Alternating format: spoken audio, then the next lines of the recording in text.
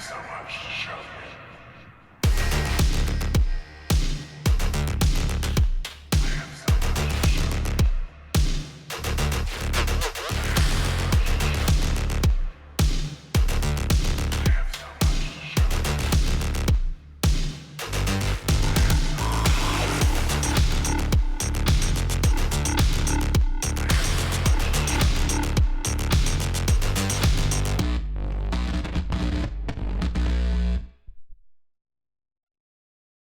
Hello and welcome everyone to this month's episode of Aliens. We are here, we are ready to play, we are excited. We're just gonna go around, we're gonna say who we are and who we're gonna be playing. I start with myself since I'm already talking. I will be playing Captain Medic McKeelson, who is the captain promoted for medic because, I don't know, the company doesn't want us to survive this mission or something. It's crazy. Let's go down to someone whose character is competent. Deception check, how are you? I'm doing great. Yeah, thanks for the compliment from McKeelson, the only one he'll probably receive. Yeah, I'm playing Hank Granger, the Blade Runner that got stuck in the wrong world here. He's got a couple cents around, maybe more than he knows, and aliens that want to kill him. So he's kind of in a good and bad spot all the way around, so should be fun. I don't know what kind of good spot you're in, but I respect your optimistic attitude.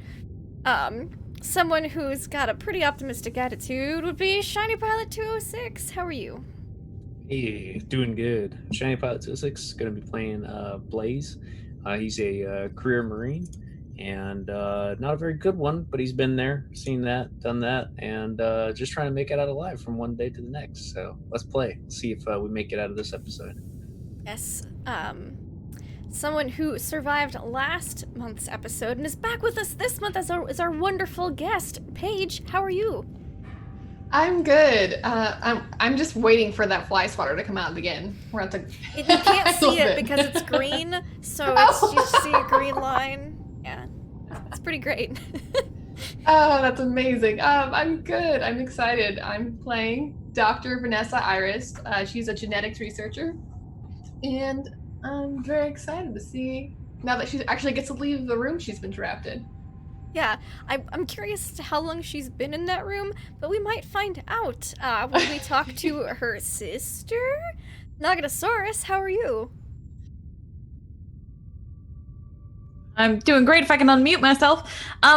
Yeah, it's, Friday night. I'm always excited about that. And tonight I'm playing Violet, the synthetic human who recently possibly found her sister, who doesn't know anything about, what's going on. So we'll see what happens. It'll be great.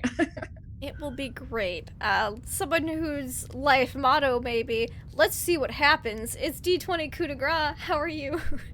Hi, yeah, that's me. I'll be playing Corporal Red Brewer tonight. And they're all around us, man. We gotta find a way out of here. This is very true. I think they're still around us that we don't have a game master for tonight because I don't see Travis. So guess that's it, folks. It was super fun. I'm glad we all Hi, I'm survived. Dan Cortez with MTV Sports. We caught up with Patrick Ewing as he was in spring training. Oh, sorry. No, hi, I'm producer Trev. And, man, it's Aliens night. And I'm pumped to say the least. So, oh, man. Fucking aliens, baby. Lindy, can I just go? Can I just go now? Can I just start the game? Yes. I ended with you for a reason. Oh, far out. I don't have anything to say other than it's 2188. Space is very deep and black. And a planet comes into view. Beautiful green and blue marble. What you can't see in between the camera and this planet is an entire spacecraft floating quietly, and it shimmers as it passes by. And as the camera pulls down towards the planet, we breach the cloud layer. We see the rain coming down. We go down into a massive field of trees, through a clearing into an underground grotto where a waterfall splashes down, and under a landslide hides an engineered juggernaut, trapped under tons and tons of earth. And through a narrow hatch, we move through a room full of eggs. Not really eggs so much as they are black cylinders. And we move through a room that is a beautiful garden with the cleanest atmosphere conceivable to sustain life. And then move through another chamber, and there's a fair amount of chaos. There are 3 white creatures lying on the floor in a heap, shot through, black blood cooling on the floor. And 2 women are looking at each other for the first time, but they look exactly like one another. From the ceiling hangs a chandelier of thousands of these black urns. And around the room are computer terminals, ad hoc laboratory setups on tables with caster wheels, and those really cool rod lights that go up on tripods, you know, they're like long, like meter sticks. And everything begins to calm down, except for a couple people who are not calmed down. One of them is Corporal Red Brewer, who, Red, what's going on right now? Tell me about the moment you're in. Okay. And what you're holding, if anything. Yes. I believe at last left off rolling panic, and I think I need to run and hide. So, he's going to grab a hold of Watson and make a bolt for the door of the chamber.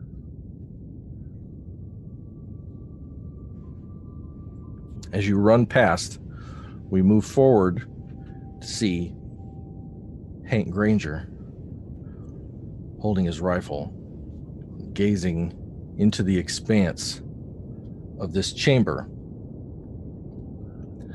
Looks to any reasonable investigative mind like a hangar to deploy whatever these things are.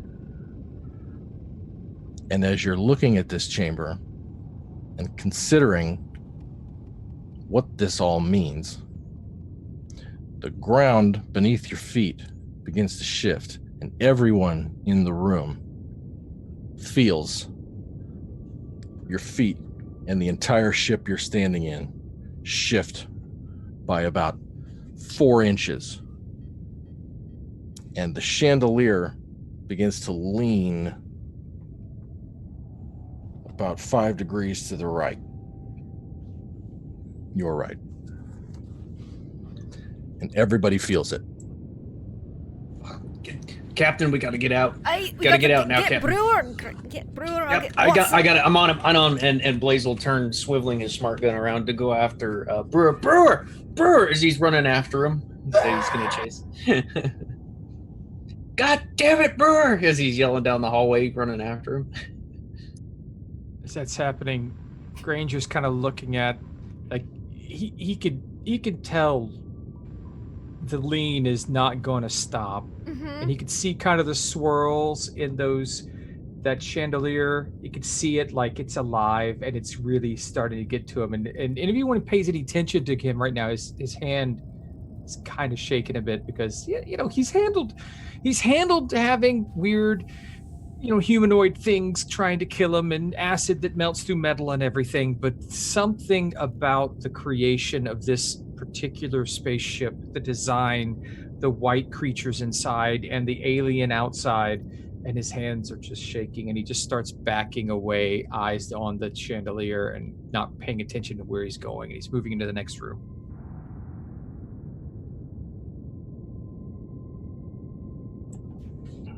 Reacting to its terrifying countenance, Granger begins to back up. McKeelson takes her fly swatter. Do you see the beast? McKeelson, you were looking on as Iris and Violet. Just a bad time? No, I'm Did you get it? listening. We're good. I'm so feisty, wily little. I It's a feel bad one. like I'm harassed out of game, like I'm being harassed in game. It's fine. It's exactly where I want you emotionally. So I'm here we there. go. McKeelson, you notice your radio squawk. And Violet, you pick it up too. Everybody who is wearing radios receives a very faint, weak, fragile crackle out of it. The fuck is it? Can't tell. You think you hear Gabriel say something, I don't care. but it's unclear. Yeah, alright, everyone. I assume you're Dr. Iris? Nice to meet you. We're getting you out of here. We should leave now before this place goes topsy-turvy. I need a sample first. I have to take one. What? A sample of what?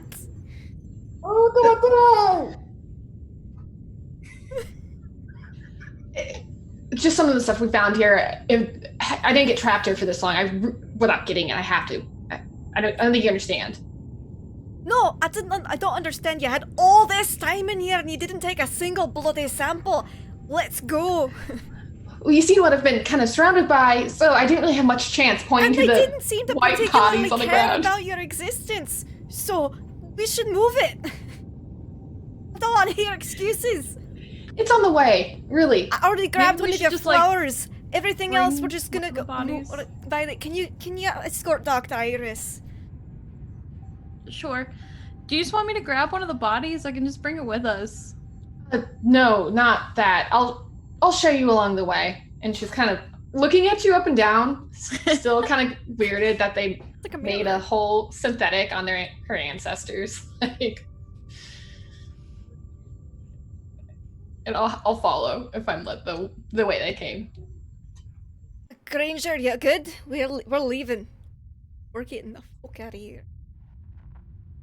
Granger's already halfway in through the other room.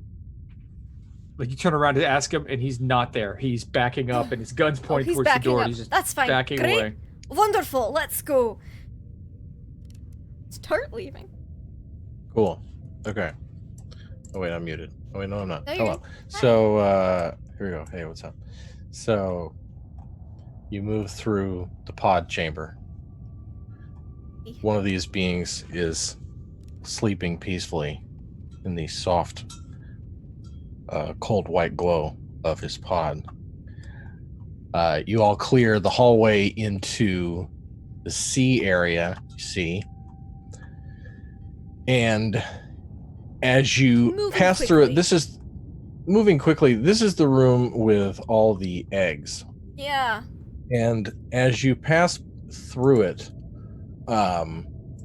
you see something on the ceiling above the door, the south door you're entering into.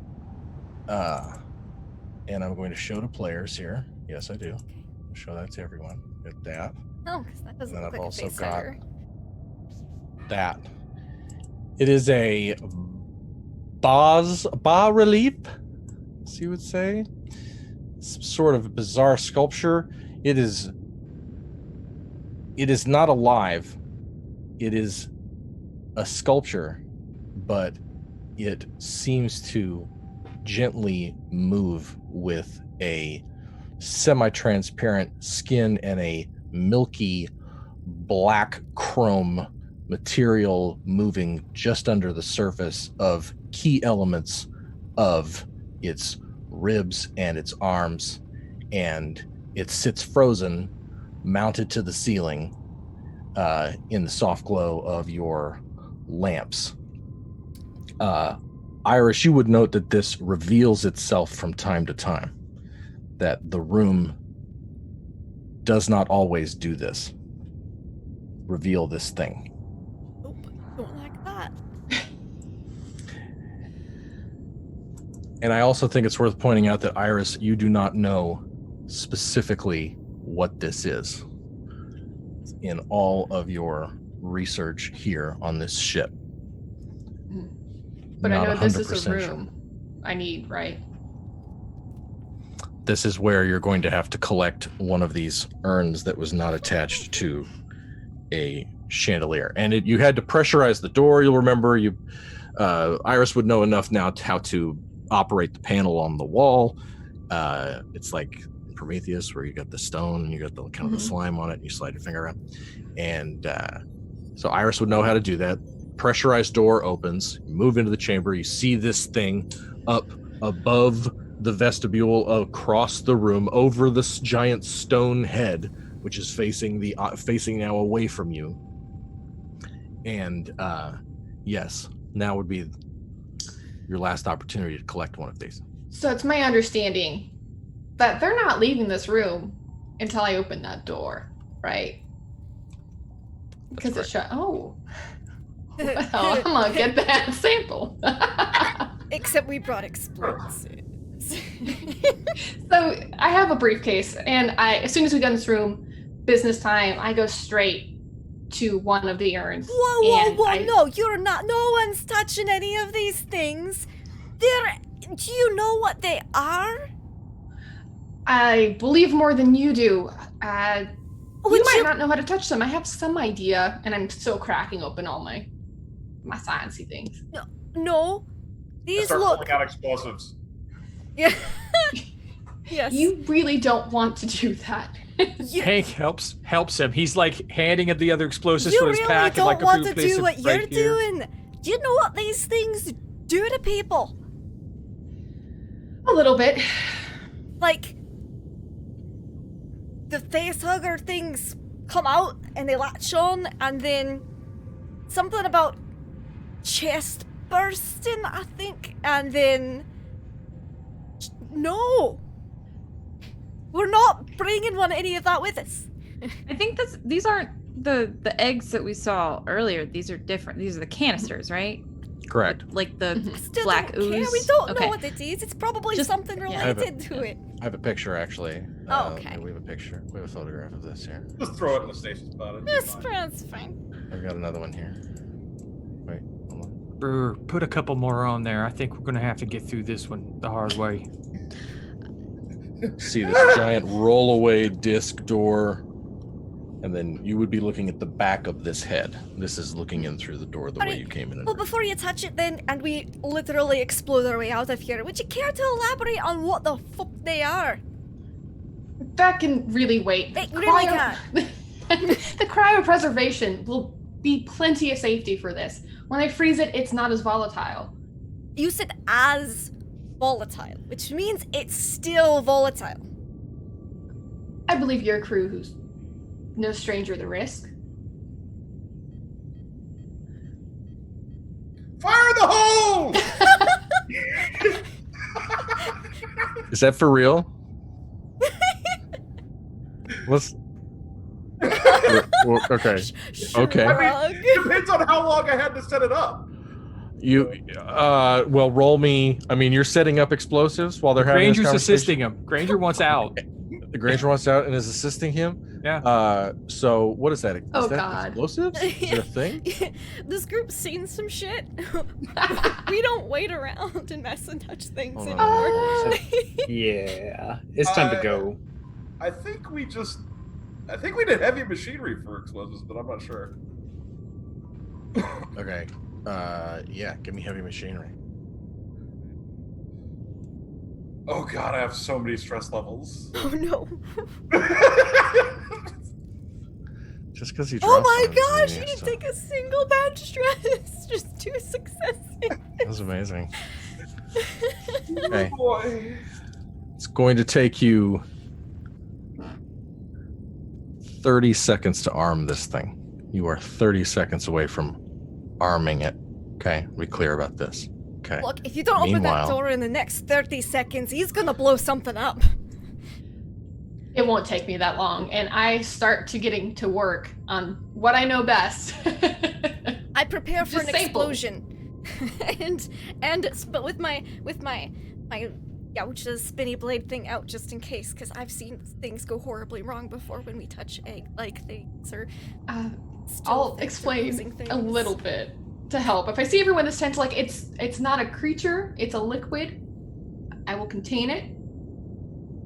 You don't need to blow up the room. You're not gonna want to do that anyways. I can't read them all. Brewer's very stressed, and stressed brewer blows things up if he doesn't have a way out. Can I collect this in under 30 And seconds? by this moment, you Uh-huh. have this thing in the case and you have latched it closed. Alright, I'll come up. And we're about 15 seconds away on Brewer's end from it being armed. Yeah. I close case, done this 1,000 times. I get up, go to the door, boop, boop, boop, boop. She- As Iris walks away, Violet's gonna kind of put a hand on McKeelson, and I'm not super comfortable with that thing coming on the ship, but at the same time, I think our bigger I think our bigger problem right now is Watson. He We're going to have to cannot come on the ship. If she can keep that liquid contained, I think we'll be okay, and maybe that can get the company off our back, but Watson cannot come on this ship. Might be able. Do we have a decon chamber, on the ship? Contamination. I assume You we have would. a quarantine. You have a quarantine resource. Because on otherwise, why would we Remington. have some sealed suits and hazmat stuff without stuff to clean the hazmat before we get in? Okay, Yes. cool. We'll run him through a decon and keep him in quarantine with whatever that is. I think that's a really bad idea. A little closer, a little quieter. I'm not disagreeing with you. But also, we don't have a lot of people left. And, people weren't happy when we were gonna leave Coleman behind. I mean, he got eaten by an alien, but this is a bit worse than leaving someone behind. I think it's a really big mistake, but Don't worry, Watson. We're getting you out of here. no. The door begins to roll to Brewer the is side. very As it does, stressed. the ship shifts another 3 or so inches, and everyone's center of gravity Well- begins to change one more time. You can hear silt and rock shifting above you, and a low rumble moving and reverberating down the halls of this ship. The canisters on the floor are about to tip over. No, out the It door. won't be long Just out before they're all on their the sides. door. Just out. Just gone. And I and I put some super glue over Watson's busted face shield. That helps seal any Okay. cracks. It is beyond saving. Oh, It it's is not broken just cracked. Okay, like- okay. He has shattered glass around. Oh, okay. I thought it was His just head. cracked and. He has a badly cut face and Oh, yeah. has rip. blood coming out of Sorry, his Watson. mouth as he breathes. Give him some morphine then. I just give him some nice. There you go. I give him some morphine. He'll feel much better soon. He'll feel all. Yeah, we'll get him to medical. Yep, we're gonna get him to quarantine. Quarantine. Remember the air particles here? Hazmat situation. Yes, alright. I check my explosives again. You notice that Kennedy picks up her feet and gets out in front with you, Blaze. And the two of you breach the hall into the garden first, which is D, remember correctly. And, it's gorgeous. Water falling from the ceiling, purple orchids smiling at you as you move around it. And through this hall and into the cockpit without incident. And of course, the cockpit is this massive circular chamber. And from the outside, through the hall, through the opening, just sort of around this corner, through the cockpit, you all sort of navigate this massive slope. You have a picture of this, actually. I think it's this. No, it's this one maybe. Okay, no, apparently not. So it's the Space Jockey cockpit. Yeah. Okay, I've all seen this without the Space Jockey in it. So anyway, you navigate it, get around the corner, and you hear. No. Stand by. I heard What? that. It could be anything. It could be anything. Sound of falling water. And as you get closer to the exit of the craft, you see the water's gotten a little higher since it was when you first breached the ship. It's up to about your waist. Who's coming out first? Blaze is in the front with Smart Gun, but he's cursing up a storm, realizing that he's going to have to go waist deep through this water, not knowing what's in the water, but knowing you have to get outside. So he'll push ahead. And he's sweeping with his thermal rig, looking to see if he can see anything through the water, above it, whatever he can. You would know that your motion detectors are basically useless out here because as you look out into the grotto, which is now darker with all this sand and dirt and silt and rock that's shifted above the top of this ship that's at the foot of this mountain. As you look across, I want to notice as I zoom the map out, there's kind of this line here where it gets lighter and sort of a barrier in the middle. That's the waterfall, this massive waterfall, right? And to the south of that waterfall line, that's where you could see the sky, right? The sunlight, right? So meanwhile, everything in shade is this. You see these little trees coming over you, water falling down into this area. It's filling up fast. We got Blaze and Kennedy right here. Who's coming up behind them? I need a marching order, effectively. I don't see me being too far behind. I'm pretty desperate to get out of here. Yeah, we'll have Brewer and Watson not far behind. That's in the back. Have Blaze and Kennedy give us observation checks. And I'm hitting my comms if I can, trying to get signal through, paging for evac from Gabriel. Are you rolling stuff for Kennedy? Yeah, I'll roll. Right. I'll roll for Kennedy. I want to be really clear about this part. Let's just slow down for just a second. So, who are the Kennedy and Blaze? Move up to the front. Blaze, you're taking point under the captain's orders. Yeah. I want you guys to run this like a mission. How do you take the exit?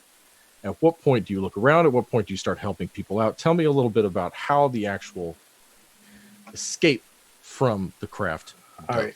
All right. So slow and steady is the pace, but not stopping. You keep moving. So he is marching out, smart gun leveled, optics down, with tied into the smart gun, and sweeping and looking and constantly moving with a slow but steady, determined march, sure-footed, confident, moving. Assuming that Kennedy is on his side and doing her job and protecting his blind spots, he keeps marching. He'll check in with her, be like, "You got anything? Okay, keep going. Got anything? Cool. Keep going." And he'll keep marching forward progressively. And as the area opens up and gets a little bit wider, he'll take maybe a pause and just look and sweep and look and sweep, kind of going in a circular pattern, making sure everything he sees is okay for the most part. But it's not like the most detailed search on the planet. It's a search, but it's with intent and be like, okay, it's good enough. Let's go. And he'll call back in over comms that's tied into his smart gunner's rig and say, Captain, opening's clear. We're moving forward. Great, keep your eyes peeled. We're right behind you. Oh, I'm watching. And he'll keep on watching with sweat beating down his face. You know, you'd think it'd be the mist from the waterfall. It's not. It's sweat. It's pouring down out from under his bandana. Excellent. All right, you register it as clear. Let's get observation checks from you and Kennedy. I'll do Kennedy's. Oh, I've got Kennedy. Here. What I got up? Okay, that works. Oh no, I got a Stress. what is it? A stress dice? Yep. Yeah, I got a stress die. Nice. Take a stress. How many do you have? I'm now at 4. Roll panic.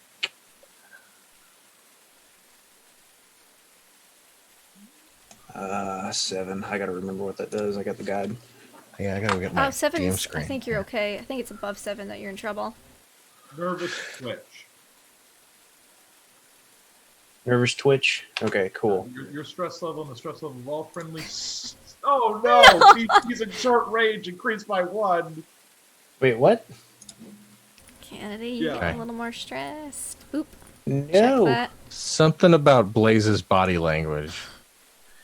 It's something about the fact that Kennedy has gone very quiet and very still, looking out toward the waterfall.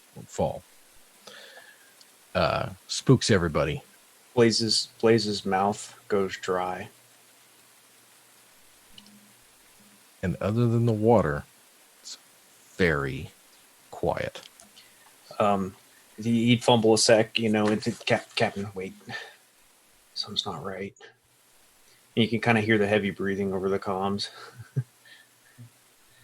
Don't worry, Watson. We'll be at the ship in no time. What you see? I don't know. Switch to ship. Gabriel, Gabriel, can get down here Kennedy, fast! Switch back to Captain local. Kennedy, stop. Kennedy, what you got? He's kind of whispering now. He's daring to speak, but he doesn't want to. Do you see it? He just paused and he's just kind of looking very slowly, panning his head around. Not up. Look all the way across. Look right in the middle of the waterfall. Okay, what does he It's see then? peeking through the waterfall. And you don't see it. Okay, he just sits there and he kind of lets out a breath.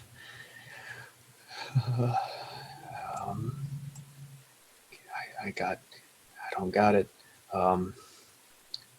Does it have us? Is it? What do we do? It's pretty far away. And she gets on the radio and she goes, "We have company.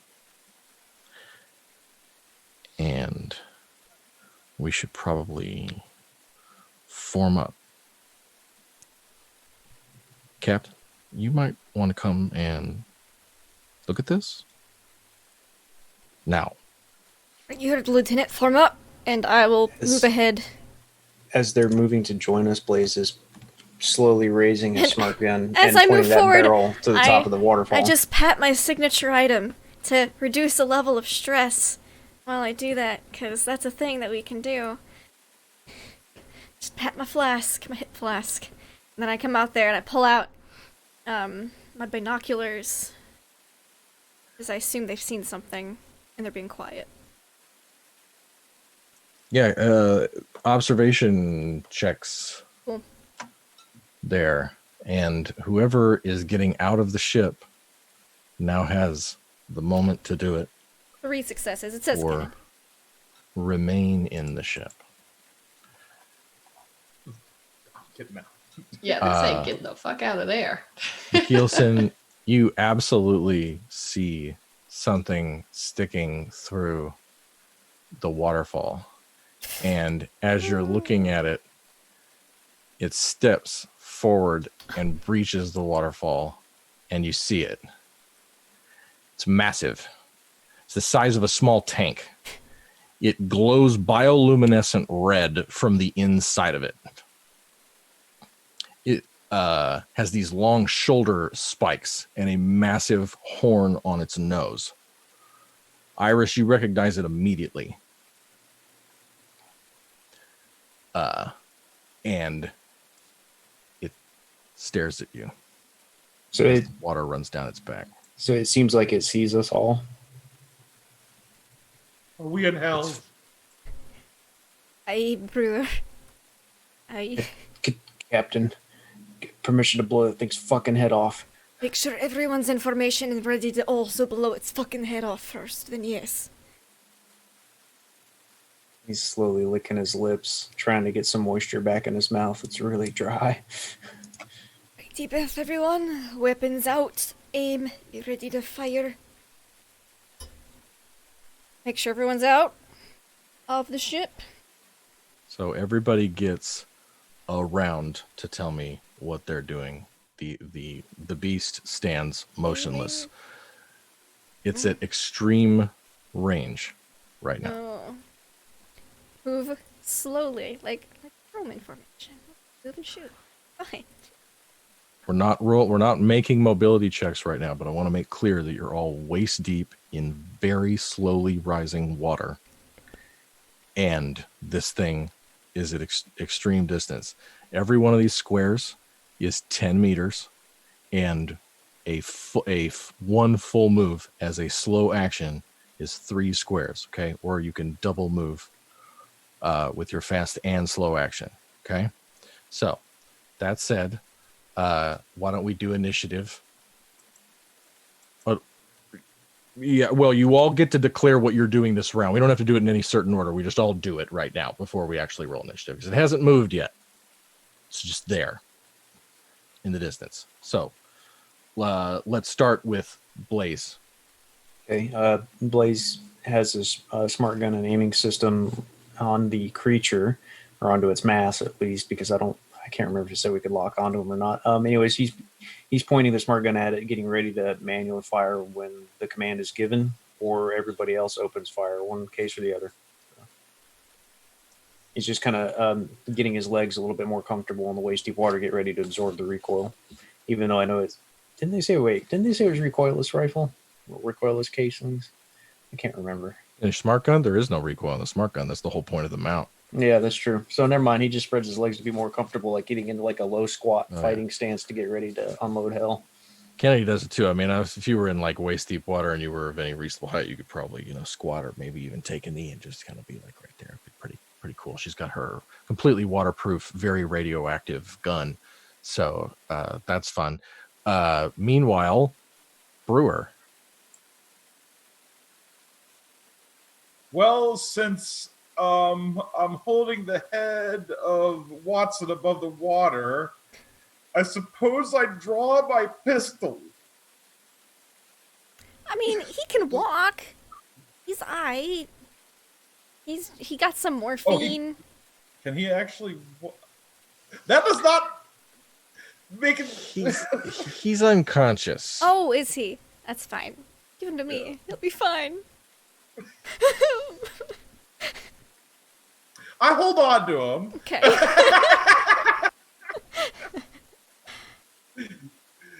Because if I give him to you, he'll end up not coming back to the ship. Well, that might be for the best. So I'm just saying. Granger. Granger's he's fanned out a bit to the right of everybody, and he's doing like some breathing exercises because his hands are still shaking, and he's trying to get everything under control. He's like patting his chest where his Zippo is, his little Zippo in his chest. He's just like trying to he's just trying to get his hands calm so because he can take a shot from here. He's the only one that's got a rifle long enough that can take a shot, but as soon as he pulls that trigger, if he hits, it's on. Everybody's going. So he's just like That's all he's doing. He's just deep breathing and concentrating and waiting for the call. Violet. I What about- think. yeah. No, go ahead. No, go ahead. You're Violet. Okay. I'm gonna move over so I'm like next to Dr. Iris. I'm gonna pull out my pistol, and then I'd like to see if I can, like, I don't know, make a contact roll or something to boost the signal to see if I can contact Gabriel. Do it.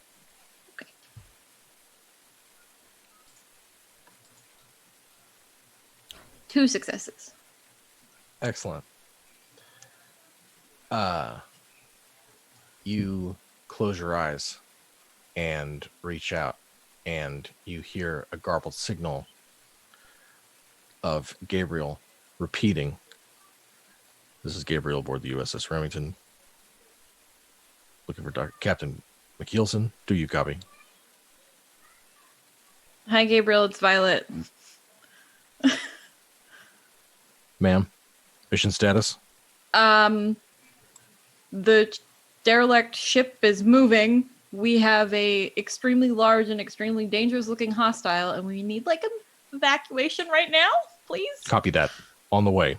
Thanks, you're the best. And you hear his boots squeak on the floor as he cuts the comm. Meanwhile, on a ship in low orbit over the planet, there is a room. It's a very creepy room.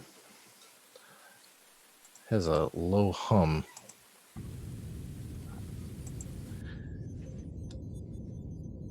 On the wall are skulls. Hundreds of skulls. And not just human skulls. Creatures heretofore unknown from all corners of the known and unknown universe. Dragon-like, beastly creatures of enormous size. Xenomorphs displayed proudly, their bleached skulls sitting silently and motionless in the dull orange light. Across the room is a low-hanging mist that comes to about the mid-thigh.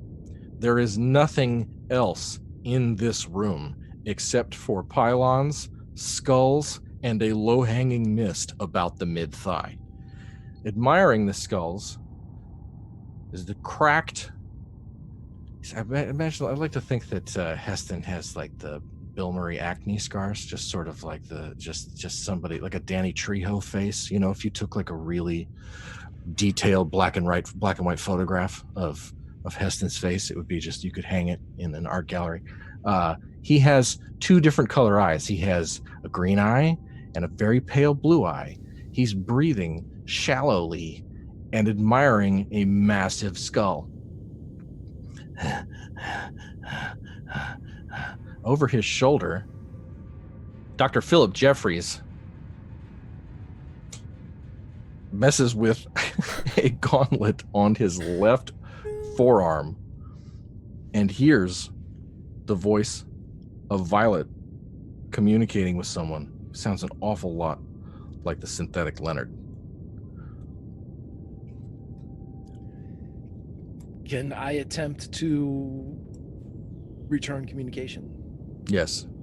Just give me one. Let's do a base comtech roll for just this sort of this moment.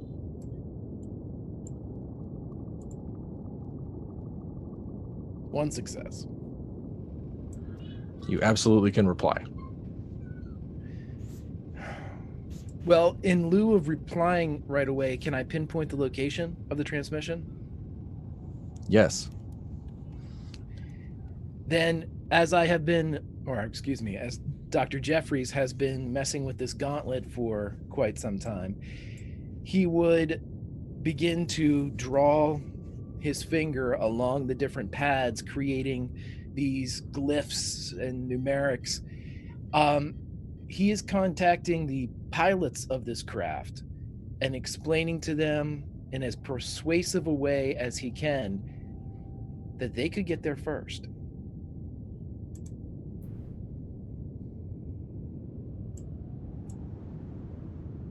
And then he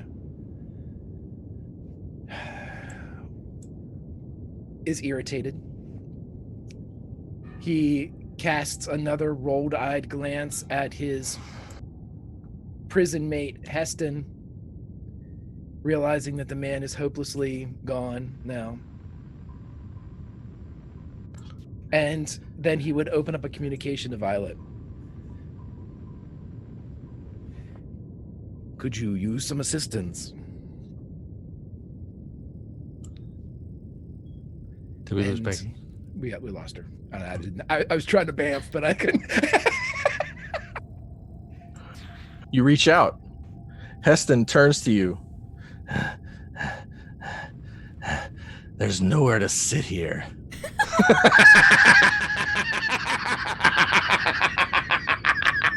Yes.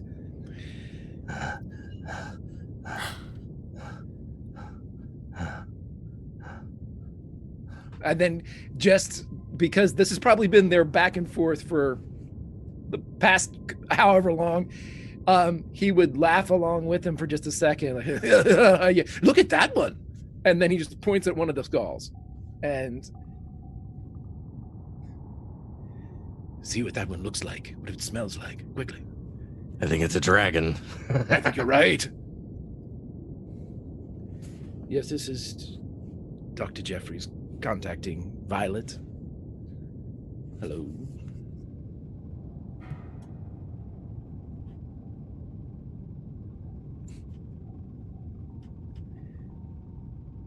Becky. Here she is. Just 1 second. And in the expanse of space. Hello, hello, hello, hello, hello. Okay, now I can hear you guys. I'm sorry. It was like coming in and out. Hello, hi. We missed you.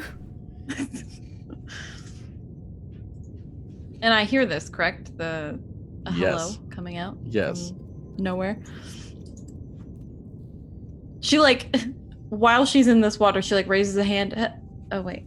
Hi. Dr. Jeffries. I take it you've made it to Site B. Yeah, there's some nasty stuff here. Yes, it's unpleasant. Did you find Dr. Iris? She's here and safe. Not for much longer, though. This is obviously very secondary, but did you obtain a sample before you left the craft? She grabbed something. Very good. I heard something about an extraction, and then the voice of somebody I hate. Yeah, it's not Leonard. It's a new one, apparently. Oh, great. Yeah, I know. Fantastic. He's not. He stares at me. It's weird. I don't like it. Well, I'm in the neighborhood. I could swing by. Yes, please. And bring your Yautja friends. Well, it's maybe step it back on that word a bit, but yeah, we can. He looks down at his text messaging device on his arm to see if there's been a response from the pilots. What did you specifically ask them? I pinpointed the location and said that we could get there first to the extraction site. Okay, as you look back at your wrist to confirm their receipt of this message, the ship shifts, and you can feel there's a very powerful gravitational device holding this thing. I'd like to think that the Predator ship actually has unusually high gravity even for them, to tone them, and to keep them there's some sort of thing about being a sort of constant discomfort and a general amount of resistance aboard the craft. I would like to think. I've watched the back 20 minutes of Predator 2 too many times. So the ship shifts, and Violet, your visor giving you this constant data on where it suspects everything is in relation to you, sees Jeffrey's signal begin to shift towards you and pick up speed. We are 5 by 5, as they say. That's great. Just be as fast as possible, please. This thing is like really terrifying looking. Brewer is kind of going crazy. Violet, may I ask a question? Are you with Dr. Iris? Yeah, Could you stay with Dr. Iris? I plan to. Could you keep everybody else between you and Dr. Iris? Sure. It might take us a bit. I'll Not do too my long, best. but perhaps. Yeah, First round. I'll do my best. Dr. Iris. Just yeeter. By the way, we have your friend is here. The That's him? the interesting one, yes. Yeah. Good. I'm glad he's not dead. Well, let's walk back on that term too. Iris, Yet? you're noticing There something you go. about your sister as you look on and watch her have a conversation to herself. This purple visor on her face, as you circle around her, you can see past it. It's extremely sophisticated and looks heavily self-modified. This is not a commercially available piece of machinery. And she's clearly receiving a tremendous amount of information all at once and handling it beautifully, to say the least. What are you doing right now, Iris? Well, at first, when I see this thing come out, do I know anything I can use against it, having recognized it? This is the Rhino alien. You and Dr. Jeffries bred it on Of course. in large numbers in the biosphere at the zoo to feed afraid the of that. predators in their hunting grounds and to further experiment with the potential of the XX121 genome and reproductive capabilities. It is extremely aggressive, has a nigh impenetrable armor, and its only known weakness that you are aware of is fire. I'm just gonna throw this out there. Y'all could have used, like, mice. Like, literal lab rats. But no! You're like, Where's the fun in let's that? do a fucking rhinoceros and a gorilla. That's not... Listen, go big or go home. Wait till you see the alien beaver. That shit got real weird. Okay. Poor We were Forrest. drunk. It was late. What do we got left? Beaver, bring it in. What do synths get drunk on? That's all. I mean, just some bad, like... I don't know who you're calling a synth here. Well, I know things. Okay. So I see Violet, my newfound family, next to me. I assume I can hear what she says relatively. So I pick up on Dr. Jeffries, but more importantly, there's a rhino, alien rhino, and I'm going to, whoever is in front of me, who's a part of the, Mhm. whoever's got the boom booms, I'm gonna pass it down like telephone. Hopefully it makes it. Be like, that, do not shoot. The only thing that will work is fire. Oh, fantastic. Great to hear that, everyone. The only thing that'll work on this is fire. So, Brewer, do you have a flamethrower? I was gonna say, Brewer. I know Heston did. Here, I'll I take it. hand Watson to Iris. Okay. That's actually not a bad plan. Dr. Vanessa Iris, is if she wasn't a synthetic, would technically also be contaminated.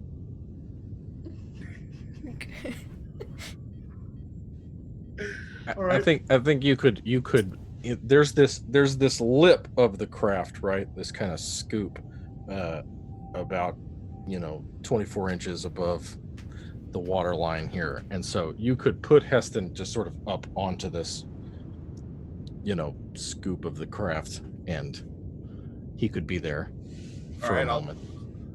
I'll throw him up there as long as he's not going to drown. Yeah, that's not an issue we need to worry about. So, Captain. Yes. Everyone is having this moment. Violet is talking. Granger's hands are shaking. Kennedy's submerged herself to her chin in the water. It's my radioactive girl. Blaze has affected his 3-point stance of death. It's very quiet. What are you doing? I'm looking for the best route to get out of here, because this thing apparently is pervious to bullets, so that's great to know. So it looks like we might have to move quietly if it hasn't fully noticed us yet, but I don't have a weapon that does fire, so I've just got my spinny blade of death thing.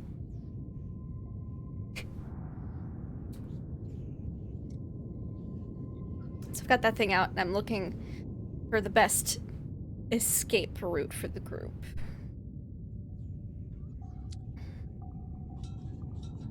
So you're looking? Yes. And you just see this big waterfall that's really like a curtain. Yeah. Keeping you from being able to see out of this Playboy Mansion grotto room. We did pass by this to get in, though. So, water's just a little higher. Yes. So the only way out is to basically move. You could move along the edges. Yeah, I was wondering if like the edges might be higher. Yeah, that's what I was basically. I want to be and this is good because there is not a lip around is like a wall, but it is raised like a bowl around the edges. Then that's definitely makes note of that. All right, everyone. Okay. We are going to try to not provoke this thing and move quietly. And quietly. At a reasonable pace. Around the edge. And fire if it gets close. Brewer, how many you brought a lot of explosives, right? Let's fire. Much of them are on the ship, but I have my incinerator. Alright. Get ready to use that then. Someone needs to get Watson. Alright, fine. The water explodes.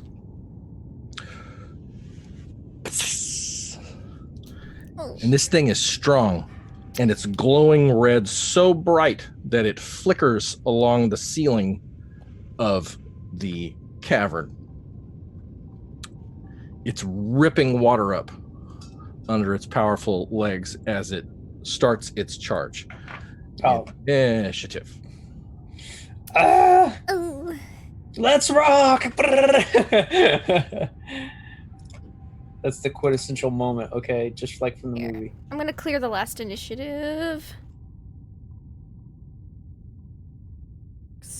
It'll just refresh when we do it. That's... I think I clicked before you refreshed. That's fine. That's fine. You don't have a token, so I gotta type you in.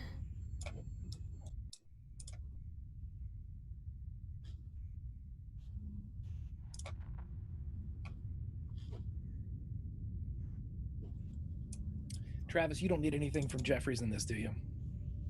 No, there's not much Jeffries can do in this particular moment. They can't see Jeffries from the. This is just audio communication, correct? Correct. Oh, that's right. Okay. I should put your fancy audio communication thing up. That's the thing I have.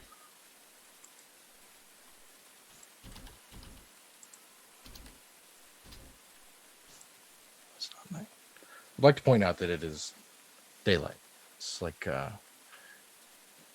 after lunch.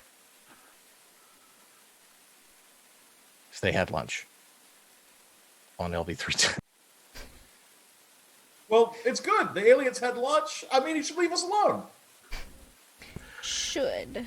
Lunch is just starting. It's a territorial threat display. Stand your ground. Stand your ground. What's this Fuck no rhinos initiative. He rolls Best name one. ever. He gets to roll base initiative one. Oh wait, sorry. No, he gets to roll his mobility one time. Okay. I'm just putting it That's all in the initiative turn order. on his sheet. So that's all I'm asking. Thank you, Lindy, for doing that. Patience, gentle viewer. They'll all be dead in short order. Hang in there.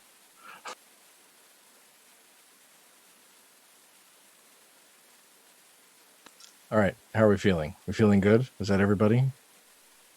The rhinos. Did he really get 0? I don't see anything, so. Oh, as far as his character sheet? What do I put on the turn tracker order, Travis? Rhino. Yes. I have him Yes. as specifically as fuck no rhino. But what Yes, number thank you. do I give him, Travis? He needs to roll 4 base dice for initiative. Why can't I get to his character sheet? I- I had a character sheet. Oh, here it is. No, it's a total. Haha. Okay. Haha. Nothing. He gets a big flat nothing. He Cool. goes last. He goes last. That's good for us, maybe. I like that personally. Yeah, it's my favorite. Iris, your turn. You have the option to take cover, by the way. To have the option to get the fuck out of there? Is that a thing I can do? Yeah, Moves. absolutely. You can need a you can 6 move, squares. you can get moving. Double move is 6 3 Oh, 6 no, We squares. gotta give her a token. She doesn't have one. There, you are this person, Dr. Vanessa Iris. You are the face. You're right there. For the next game I want to pitch shift the violent one to like green or There you go. I didn't get it. I'm a beautiful token. Okay, yeah, I'm gonna take my wonderful briefcase of the goods over my head and book it through this water. 6, blocks. Solid plan. Blaze. Oh, he unloads with a wall of gunfire, man. So he is 2 ranges away from you, which Okay. is a -2, but you get a bunch of bonuses with your smart gun, right? So I think so. you were aiming, you were on Overwatch, though you didn't Yeah. necessarily say as Mhm. much. So that's a +2. So we'll flatten it out. Okay, so even roll, ranged combat, smart gun. Okay. Oh geez, 1 success and 2 stress with panic. Oh, Nice. no. Take 2 stress and roll panic. Oh no. 8. Oh my gosh.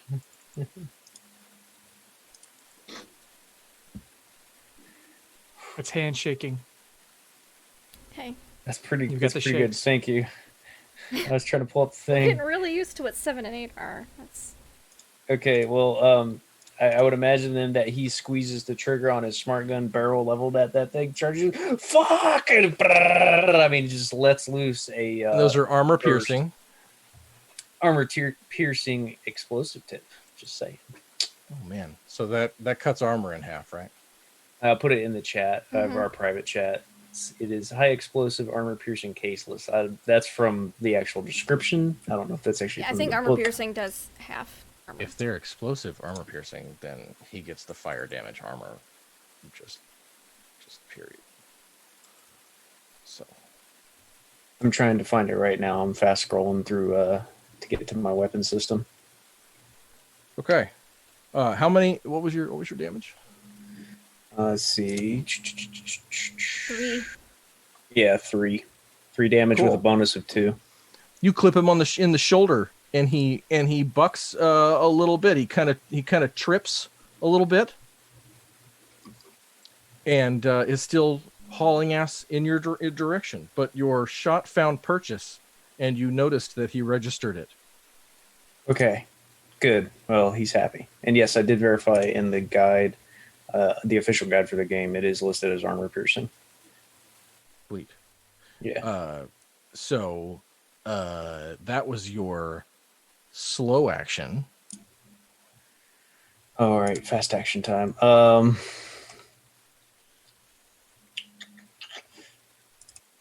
Geez, he'd probably try and sidestep out of what he imagines its projected charging path would be. So he'd probably start moving to his on our screen to the left.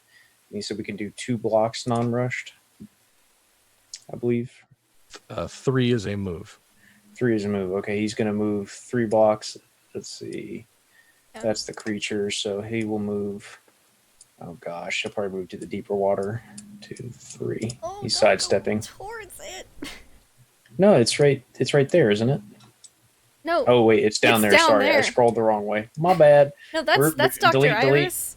Yeah. Reverse. Sorry. 1, 2. What are you firing at, Blake? 3. There we go. Sorry, I was centered on the wrong thing. I forgot to I move was the like, map. Don't go towards I'm it. really zoomed in. Please. Shush. I'm really zoomed in on the map. This is a Sorry. suicide mission. Well, I mean it is, but please don't. Violet. So I'm essentially talking on the phone with God damn. I'm essentially talking on the phone with Dr. Jeffries, and then I noticed that Iris just walks away from me. So I'm like, shit, Dr. Iris, where are you going? On the comms. Does Jeffries hear that? And then I cut it off. I cut the comms, and I follow after her. So 1, 2, 3. Full auto weapons fire 6. burst through the comms. There we go. By the way, Jeffries would turn, and since he can't be seen, Jeffries would turn towards Heston and say, "My friend, get ready. I think we're going home."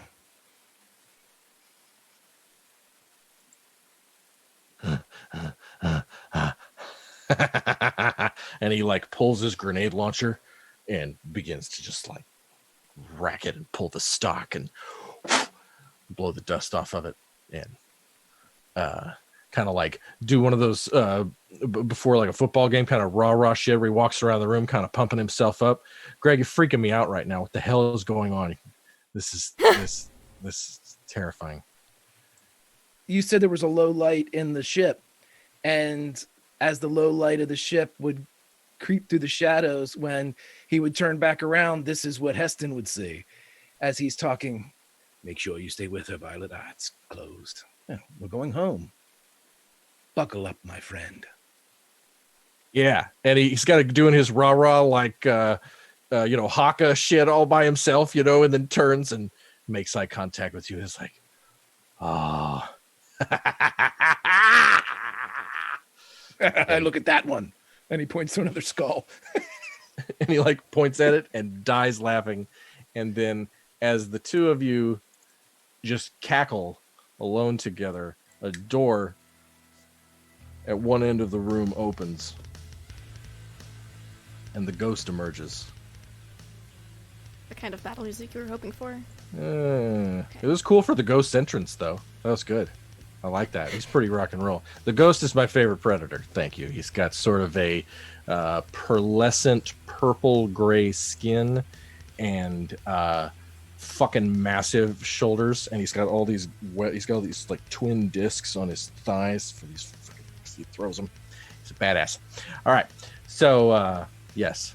All right, that's what's going on the ship. You can cut the music now, Lindy. Thank you very much. All right, here we go. So meanwhile, in the peaceful, we're gonna let the tension just be so quiet, because I don't know if you folks at home understand. I would invite you to look towards the back of the book at what the Crusher Xenomorph does, because it's bad times. So here we go. Let's get it on. Violet, your turn.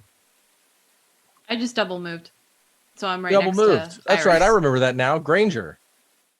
His hands trembling like Tom Hanks in Saving Private Ryan. Actually, it's Captain Kilson. Oh shit! How dare you, Frank? I mean, I should have been Captain Granger, but I understand your mistake there. I know you got passed over. All right, here we go. Captain McKeelson. They were trying to get us to die. It's not your fault. You're so competent. Okay. Well, I've got Watson, and I don't have any long-range weapons. I don't know how far I could throw this, as it's written in my character sheet, ouchie spinny blade thingy. So I don't know how far I could chuck that, so I'm just gonna double move with, Watson. But I am holding him like a body shield, just saying. You know, I want to be clear. You say you don't know how this will go. Let's be clear that you know that you could control it at what in game is effectively medium range. I want you, Captain McKeelson, to know that you are confident this could operate At medium long range. and potentially extreme range. Okay. Were you to concentrate? I'll be clear on that. I think it's still. Oh, okay. If I do have a body shield. Yeah, okay, I'll make one movement then with Watson, and then I'll try to throw it. It's not fire, but it's a Yautja weapon, so maybe it'll do something. You get a -2 because of the range. Yeah, that's fine. I'm sure it's fine. Just throw it. Heck. Okay, that's a lot of stress. Holy shit. But I got 2 successes. So that's cool. It's cool. Let me just add another stress and roll in the panic table. 4, 5, 6. Oh god, that's a bad number. That's not what we want to roll on the panic table. That is... I scream. I scream my lungs out for 1 round, losing my next point of action. My stress level is decreased by 1, but every friendly character who hears your scream must make an immediate panic roll. Sorry, guys.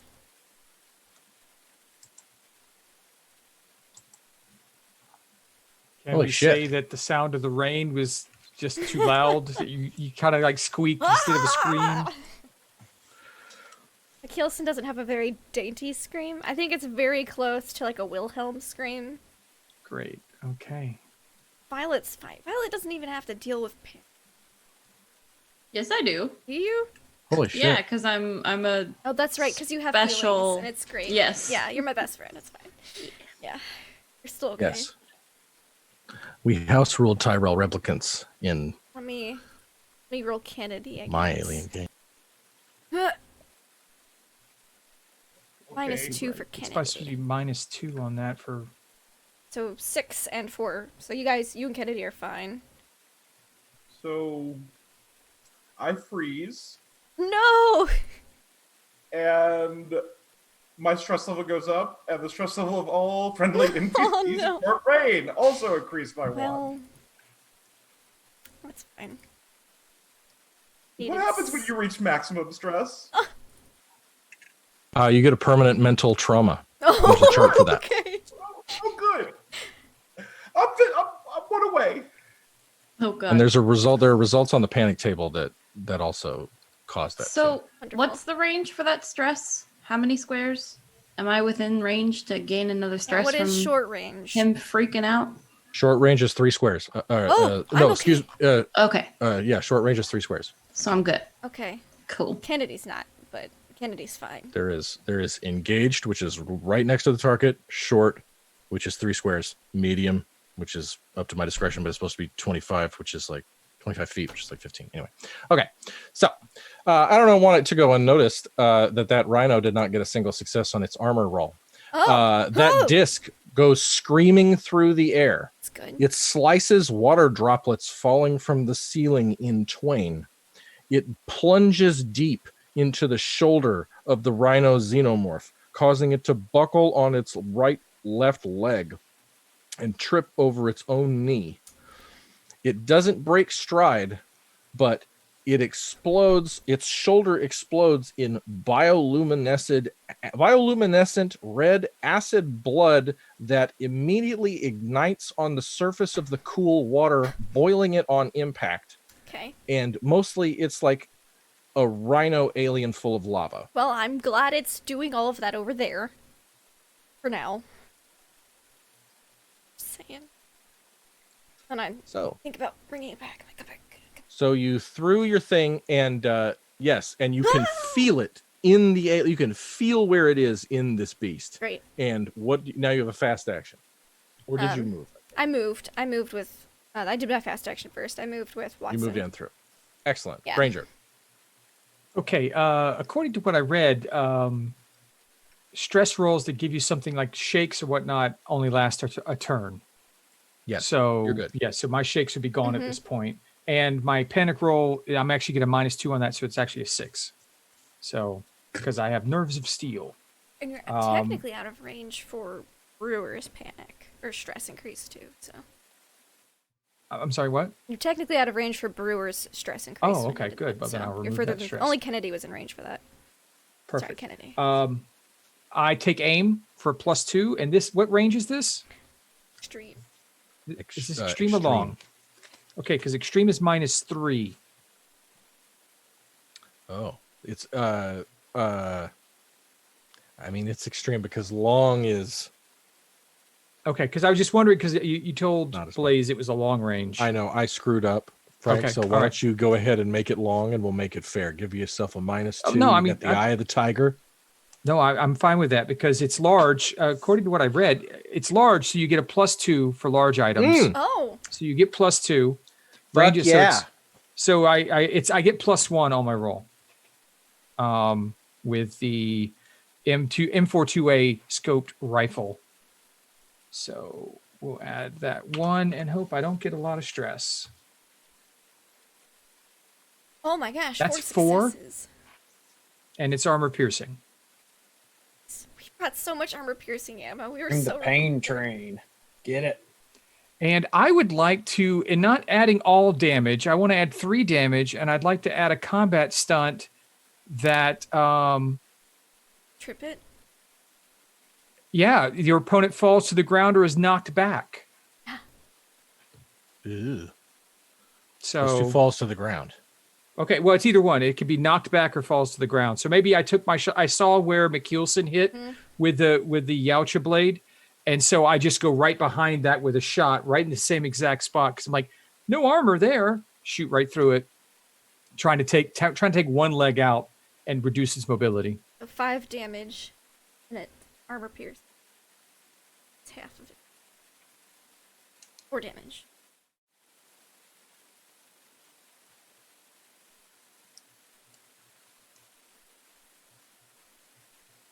Yeah, so it'd be 5 damage from the gun, and it's knocked down. Its shoulder explodes in more red hot bioluminescent acid blood, and it goes all the way down, and its horn plunges into the water, and it goes down on the front of its inertia and center of gravity so hard that its like tail licks up and even cracks the water in front of it, and it basically just is stopped hard right in its momentum. It's not happy about it and screams bloody murder as it attempts to right itself. It's actively like flowing glowing red acid blood into the water, and it's like those videos where the lava's pouring into the lake and all the steam is coming up, and it's great. It's a beautiful thing. Cost a fortune. Kennedy's turn. She got an extreme range, very radioactive gun. She certainly does. Okay. And let's see. I guess she'll move a little bit with her fast action. See if we're all moving. Yeah. She gets that aim bonus, though. She gets Cool. that Overwatch bonus. So it's at +2. Right. And then it's big, so +2. But it's extreme, so minus. Just +2. Okay, so just +2. Cool. Cool. Boop. 1, 2, Fucking 3, shit. 4 successes and a little stress. Boop. So 8 damage. Let's have her roll panic. But she met -2, so it's an 8 because she's got the Nerves of Steel talent. So Tremble. She's got the shakes. She trembles so hard she almost drops her gun as she fires.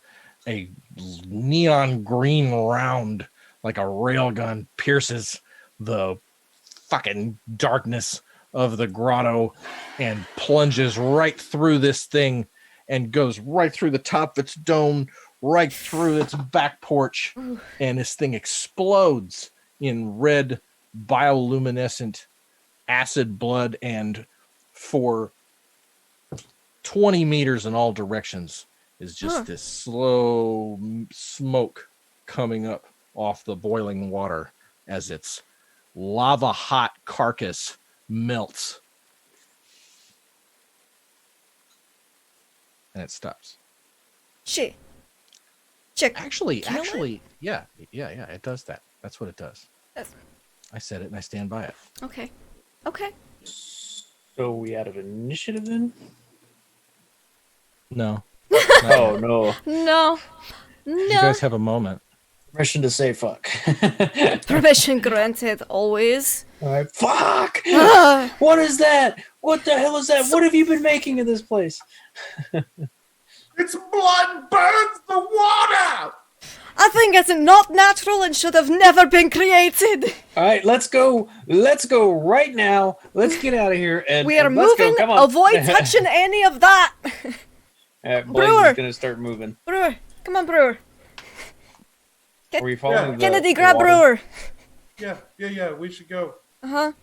Are we following the waterway out this way? Yeah, no, Or- there's this is 20 up. meters, and from around that thing is just it's shallower here, and just Okay, I'd imagine this is not where the music dies down in the movie. This is where the music picks up and the upbeat tempo, where the stress is going like, move, run, go, and everybody starts running. Or at least I know Blaze would start running towards getting out of this place. Yeah, Dr. Iris is desperately looking for the briefcase that she dropped in the water when she did her panic roll. Desperately looking, splashing about in the water. Oh. Yeah. Oh, sorry, I'm not muted. Hi, how you doing? I'm over here like, yeah. Would you roll observation, please, Yes. while I let myself out?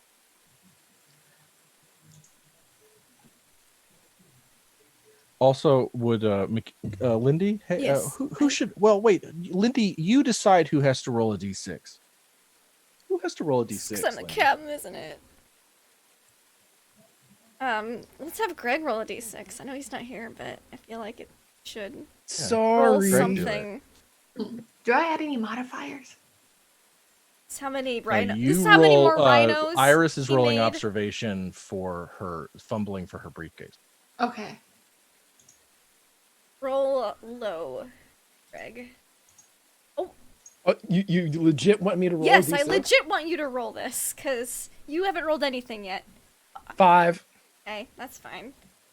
Okay, Iris, you're fumbling around success. in the water. Your hand finds the handle of. Wow, cool. You find the handle of your briefcase as your chin is right over the water, and you lift it, and it's fine. I'm like, all right, everybody, keep an eye on that thing just in case it's not dead. Case, or for more of them. I don't know. Do these fucking rhinos travel in herds? Who fucking cares? Keep running, duck! Get out of the damn water!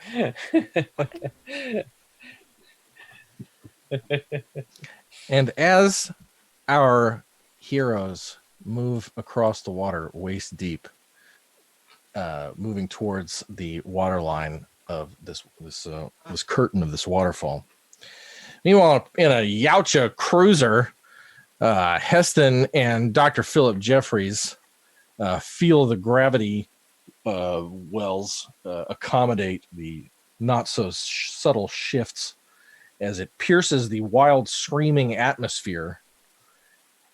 And Dr. Jeffries wouldn't even notice a Cheyenne, a USCSM, thank you. Easy. Cheyenne class dropship, thank you very much, also piercing the wild screaming atmosphere. And as the group clears the waterfall, soaking you all to the bone, except for maybe Dr. Iris, who was holding a briefcase over her head, you can hear the dropship screaming towards you as you clear the waterfall. Did anybody pick up Watson? Yes, I have Watson. Wonderful. I was just curious. So you see the dropship come down and cables fall from the loading ramp. Jeffries, you feel the ship come to a slow but noticeable stop. And the ghost turns his head towards you.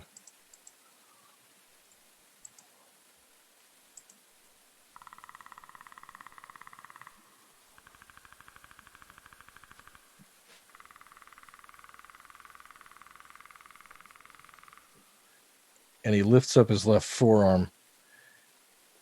And while looking at you, types something. And then your gauntlet acknowledges it. And it says, in Yautja, what now?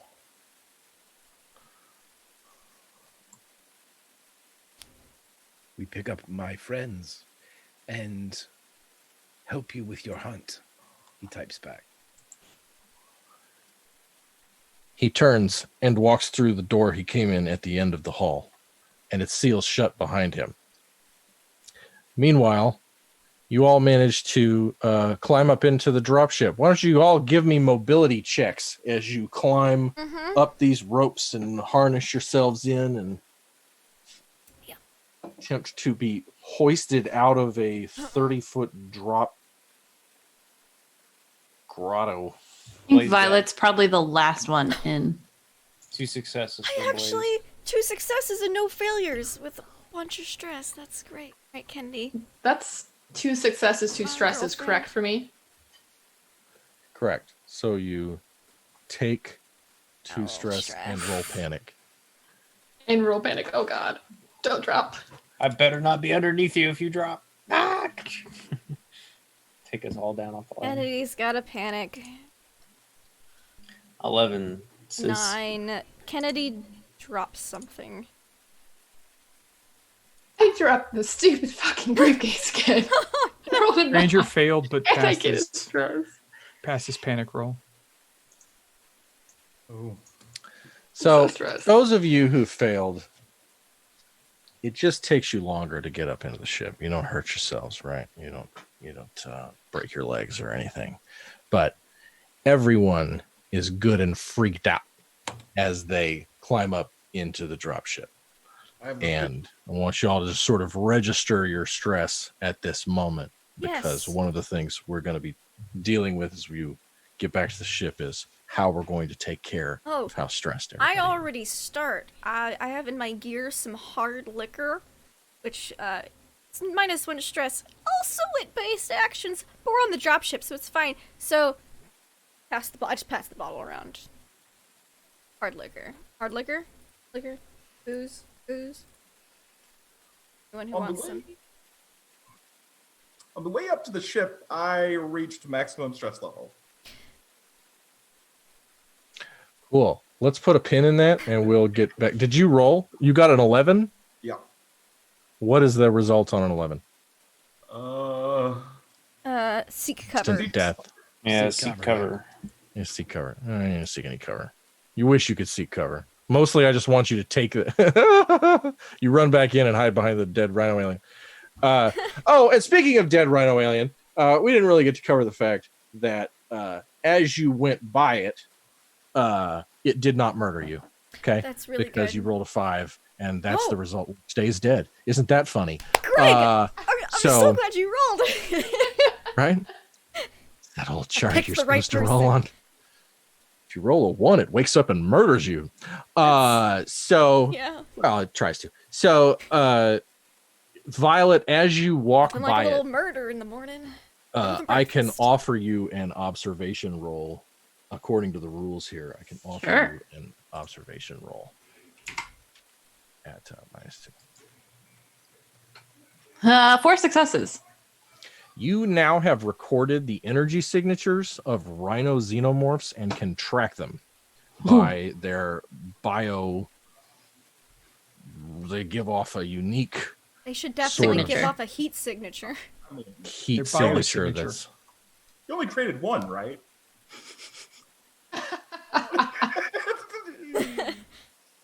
She doesn't answer. And with 4 successes, I think that you have a foothold in starting to track. It starts a conversation in the visor and inside your own powerful brain that certain genuses of this beast, as engineered by Dr. Jeffries and Dr. Iris, can be tracked by their individual energy signatures. This is in stark contrast to the XX121 from human hosts, which so far research has shown that is not possible. Cool. Now, all that nerdy lore dump aside, I'll just spend all night talking about whether you can track aliens. The ship goes screaming up. Gabriel stares out the cockpit window and does not make conversation as he flips a bunch of switches and puts this thing into gear. Don't want to talk to him anymore. And I'd like to point out, as we pointed out last episode, that Gabriel drives like a son of a bitch. This thing tilts back and he kicks this thing, and it's like he's driving aggressively. And he goes tearing through the atmosphere. There's a lot of quiet on the Predator ship.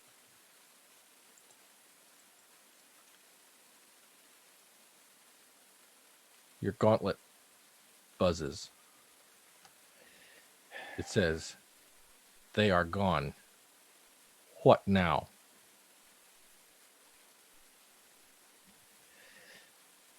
The keys to the kingdom. Your friends are here, and by friends I mean the other clan on the other side of the planet. They are going to be hunting.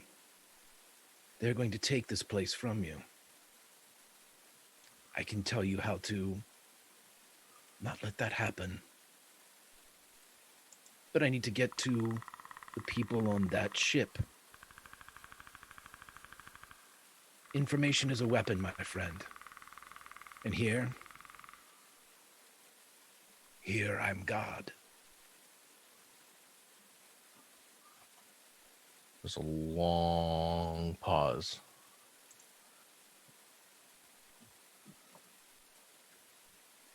We go with you. Now. Swell. Meanwhile, as the clicking dies down, and we lose the jungle sounds, the Cheyenne dropship gracefully enters the hangar bay of the USS Remington. Lindy, it's a marvelous time to I'm gonna show some map here, and I gotta move the thingy. But something I want to point out to the viewers at home is we've been on the Remington for 9. This is already our 10th episode, technically our 11th. This is the first time we've seen the inside of this ship. Okay, and it is I've described it before as a Conestoga class, or excuse me, as a Bougainville class colonial freighter, right? But we're going to say that because we like saying the word Bougainville. All right, it is in actuality for you nerds out there. We're going to take the Sulaco and we're going to kind of repurpose it for our own thing. And I would like to point out for those of you just joining us from the previous episode that Gabriel has brought a lot of special equipment over from the Edmund Fitzgerald. And the Remington has been tricked out with a full, sophisticated, extremely sophisticated for the 2188 med bay and research lab. Okay, so dropship comes up, the hatch closes, feel the gravity of the Remington kick in, and the hatch opens,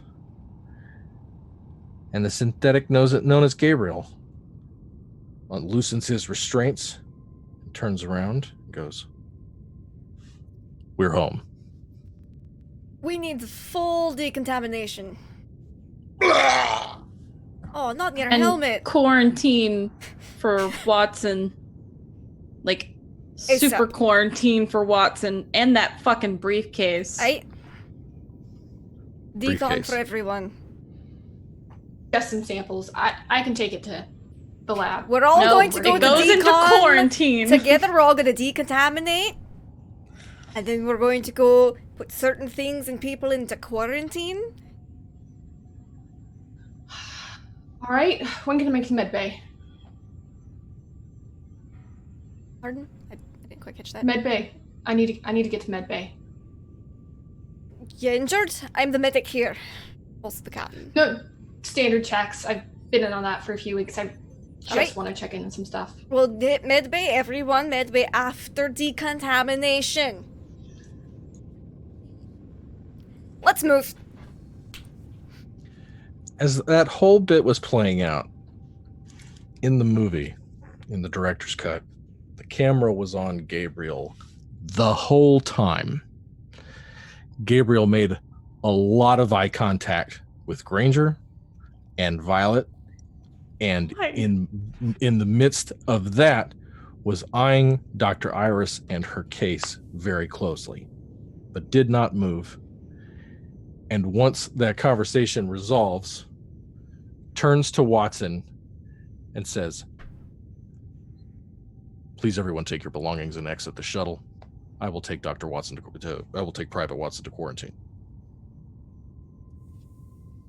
He's not a doctor. Oh, he's not. No one. Well, I guess one of us technically here is. He's Walter Brennan from Rio Bravo.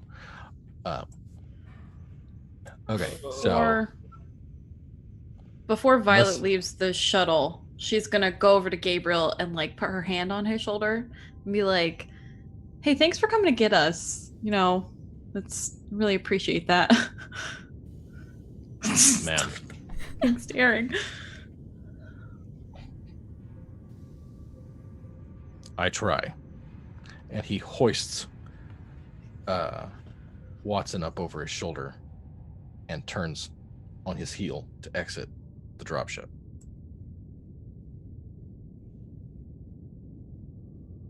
At the base of the ramp into the dropship, Granger's been kind of waiting because he had wanted to talk to Gabriel, but Violet had gone back and talked to him instead.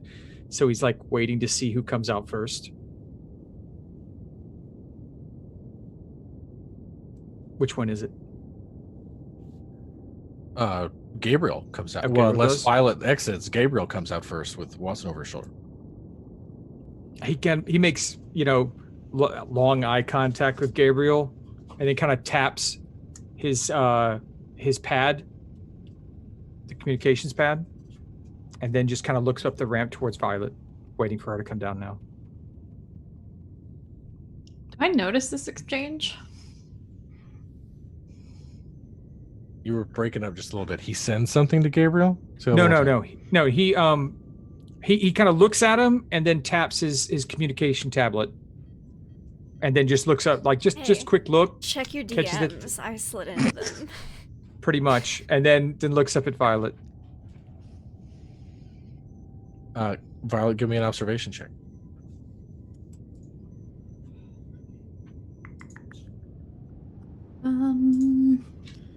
He wouldn't have done it if she was standing there on the ramp. One Cut your success. reflection in the toaster. One success. This is contested by Granger's. Hell, I don't know what. Manipulation? Manipulation. Thank you. Okay, that's gonna be good. It's my best stat, and I've never used. Oh, hey, thanks for stress dice. You do Two not notice successes. it. Okay.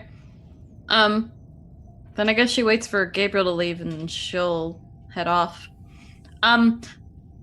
as she's walking, can she see if she can make a connection with Dr. Jeffries again? Yeah, give me a contact roll really quick. 2 successes and a stress. Okay, don't worry about that stress. But I want you to take one. Okay. Just don't roll panic. Okay. Because shit's stressful, yo. Because as you reach out, the first thing you hear. God damn it. Every time. Dr. Jeffries, your forearm chirps. Yes. Jeffrey's here.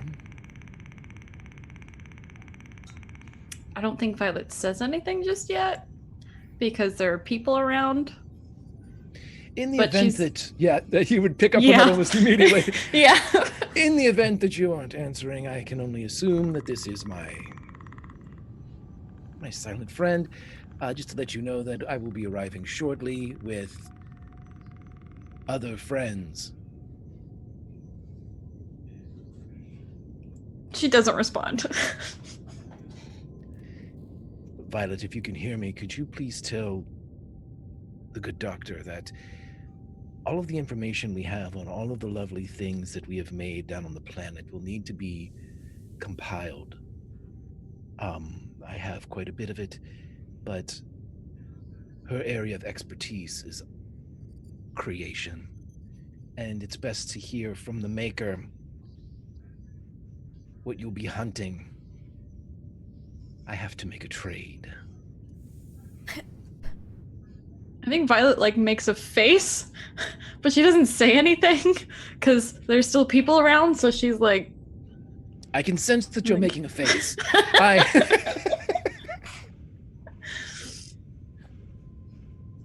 It'll be fine.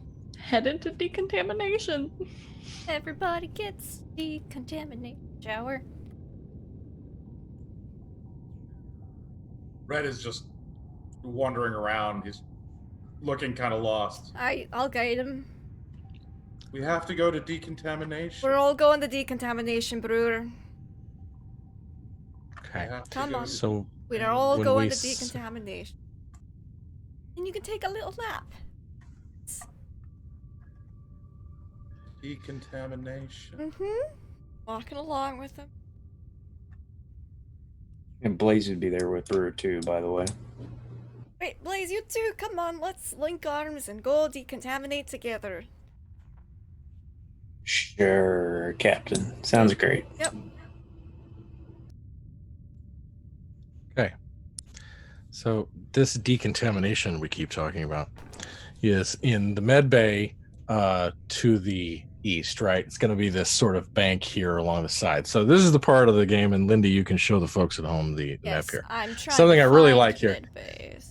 This is turning it. It's on the upper deck. It's on the top left, and I'm kind of excited about this part of the game because. Yes, thank you. I'm trying to get that part. So we really want to kind of soak into the ship a little bit, right? This is going to kind of be the fun of this. We want to kind of breathe into it. There's a firing range. There's 4 barracks. There's an entire security office. So on the Remington right now, there's a lot of unused space. And I think it's kind of spooky, right? There should be a lot more people here, right? This ship can accommodate hundreds of people, right? And because of how this mission has shook out, you have been left alone with this massive thing. It should be pointed out that according to this map, the captain has a quarters. Oh, fuck yeah. There is also a liaison's office, which is usually reserved for the corporate liaison and probably Granger. The closest person to someone in that role is going to be Granger. And it would stand to reason that his clearance within the company would allow him access to the corporate suite. There's the liaison suite, as we're going to be describing it. Super cool. I love disposals. And right now the ship is Violet. You're getting status reports Gabriel has run diagnostics on the ship. The Remington is running beautifully, right? The air scrubbers are clean. You've got the reactor is humming right along. You got a fully functioning colonial freighter under your feet. Okay, so people are moving toward medbay. Let's just let everybody who's going toward medbay move toward medbay. And I think it's safe to assume too that Dr. Iris, did I hear you correctly that you just started heading in that direction? I mean, if I knew, there's signage. You know your way around a colonial freighter. You've been in the business a while. I know that's where I have to head for boat task I want to do anyways. So to decontaminate, to please the captain, I will go that way. I bring my case with me. Decontaminate or jettison. It's, you pick. And I pick life. Yeah. So so I'll go do that and decon and then go right to the med bay. Now, not wasting time. And who goes with her? Let's tally up who all is going to. Everyone is in medbay. Like fucking everybody. Yeah, Like everybody. everybody has to be in like that. Everyone's getting deconned because there was that air particle thing, and we're deconning everything. So let's just say that this whole process of decontamination. Better safe than sorry with what we've experienced so far. It takes a shift, okay, which is like you're going to be at this for like 6 hours, right? It's necessary.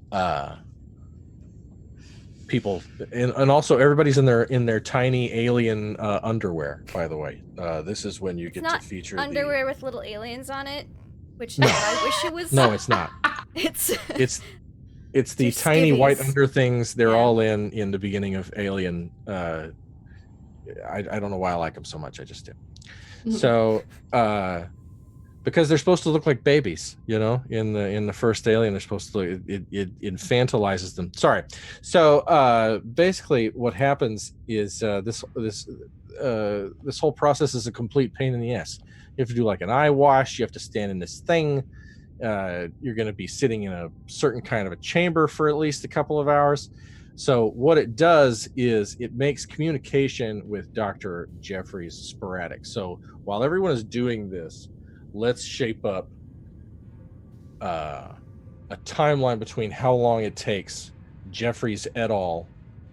To get moving towards the ship. Am I making sense? So what was the last communication between Violet? I know Jeffrey spoke to the Yautja. The ship turns and begins to move towards the Remington very slowly. It's not far from the Remington. It's minutes away. But the Yautja do not have a means of communicating directly with it.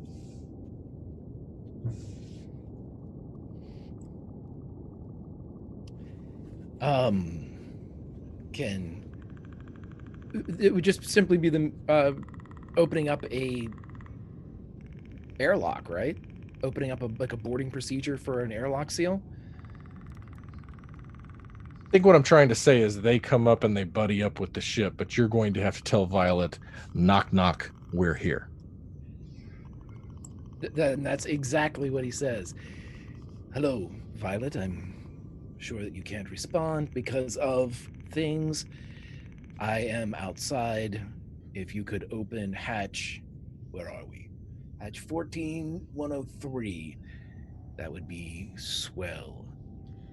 Do I have a means of?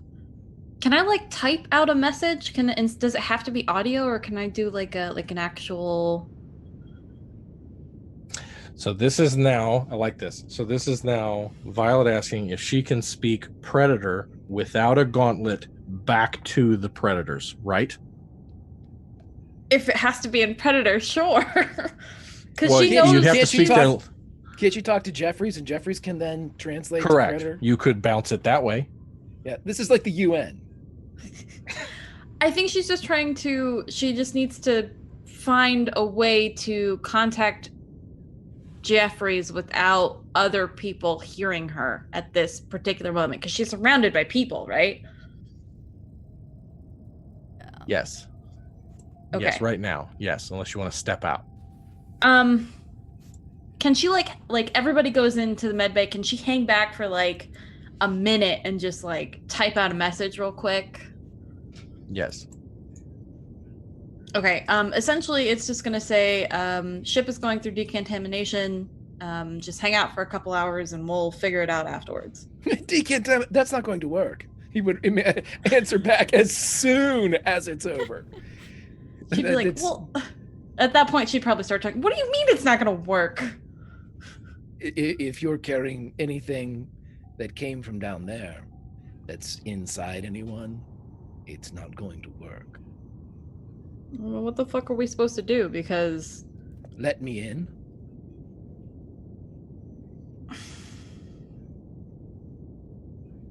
This is Gabriel down in Medbay.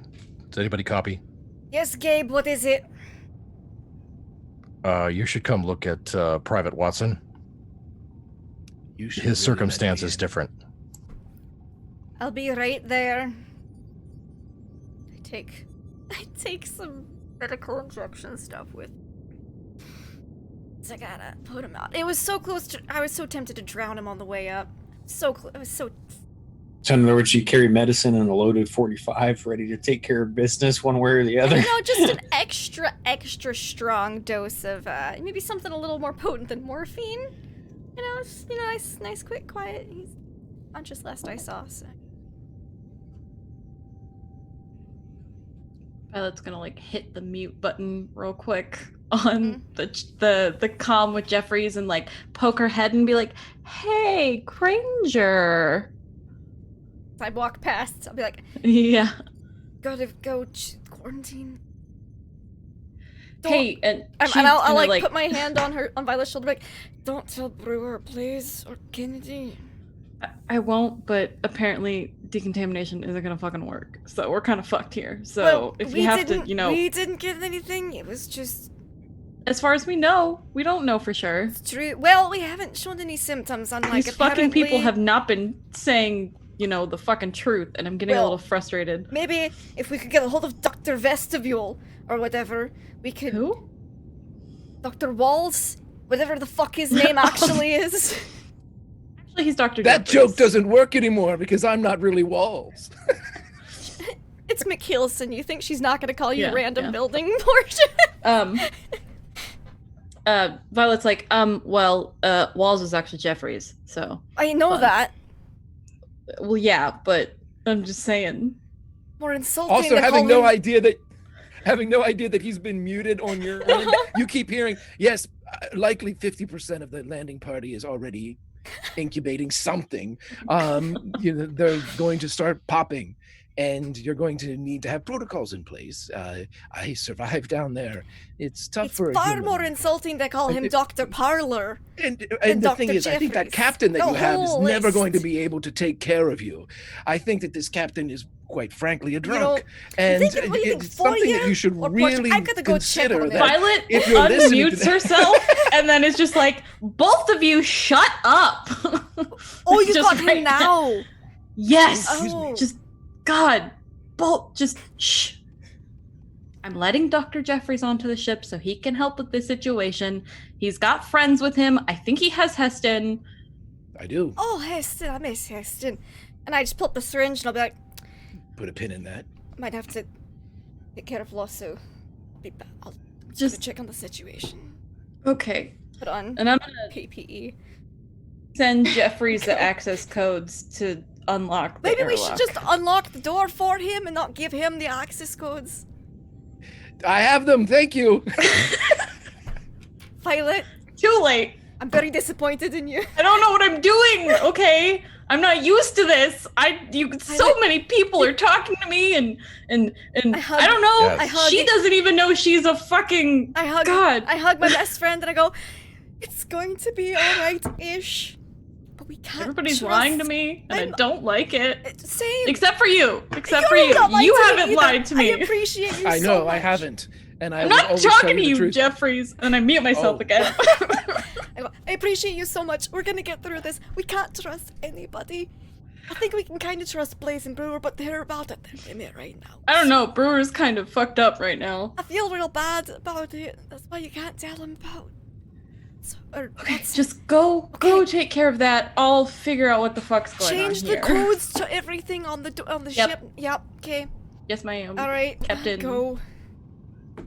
Person. K. Okay. Go.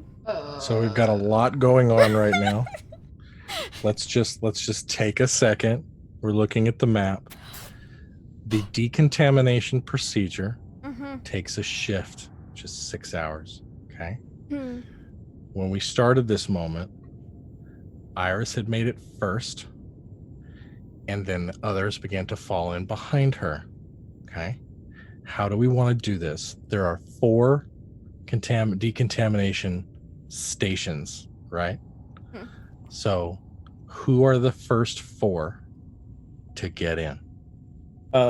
Blaze would like to volunteer to step forward. Like, he's just going to step forward. He's like, guys, I need to get this done because I need to take a piss. I need to take a crap. I need to take a shower. And I'm going to go lay down for a bit. Yeah, do Well, I we'll be in see my bunk. McKilson? Oh, I'm sorry.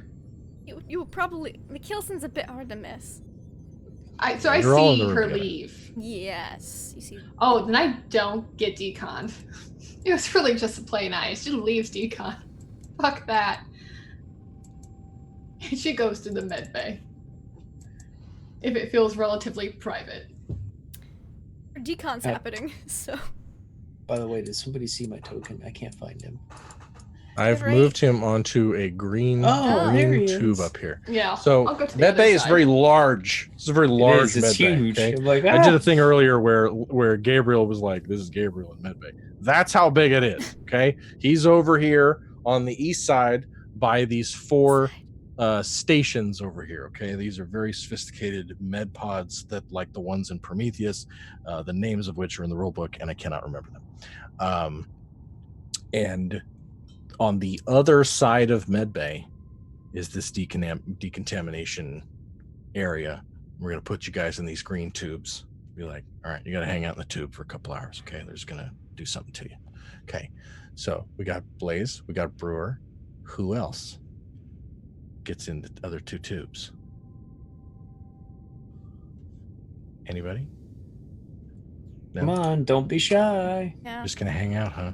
Well, Don't be I'm not as shy. concerned about Violet because Violet is a synthetic. Kennedy's like, fuck it. Yeah. Kennedy walks over.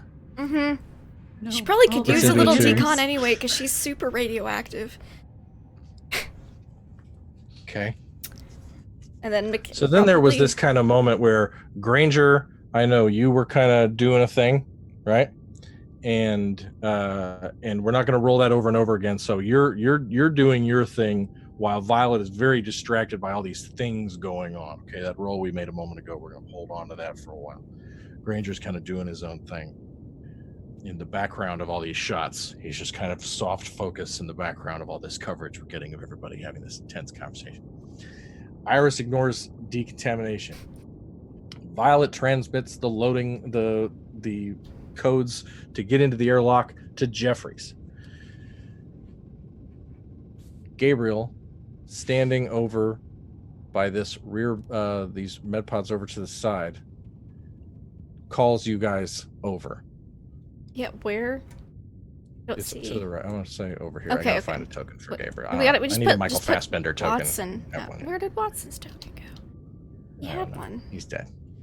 He's not dead, but he's in a tube.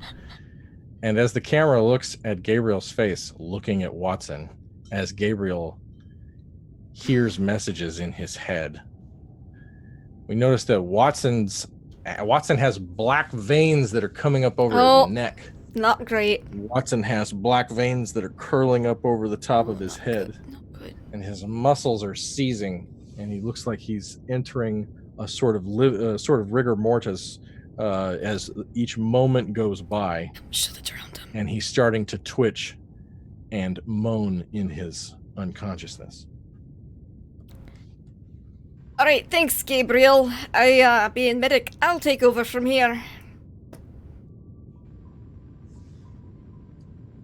Ma'am, Captain, Yes. What'd you get from the readings? He seems to be suffering from some biological contamination. He's Yes. very Anything else? clearly very ill. Mm-hmm. Readings indicate something in his chest. Fantastic. All right. A white needle, about 8 inches long, sticks out Huh. of Watson's chest. Nope. Straight up. Shotgun. He's encased in this expensive med bay. You shotgun this med bay. I'd you're pull gonna it out. You're going to destroy this Yeah. thing. Should have put him in cryo. Be like, here's your sample. Wait 8 to 10 days. 8 to 12 business days. There's your It's like, thing. He's like, 1 second, Captain. Gabriel like pushes a button on the Mm-hmm. on the table, and the entire inside of the med bay fills with smoke, and it doesn't stop. What do I vaguely know what med bay things do. What is he doing? Yes, What is he doing right now? he's gonna try and freeze it. Okay. Okay, yeah, that's fine. That's fine. She does this in Prometheus. She attempts to basically decontaminate, freeze it while they're pulling this thing out of her chest, and the whole thing goes, and it's an attempt to stop the growth. You know what I mean? To slow down an aggressive pathogen. Yeah. Do you want to do an assisted? Yes. I would love to make a medical check. Assisted Why don't you thing. do your medical check, and he'll assist you, so you'll All get a right. +1. Do I get bonus for this fancy medical equipment that we have here? Yes, Okay, how much of a bonus do I you get? get a +2 because of +2? those super awesome fucking Sweet. beds. Okay, come on.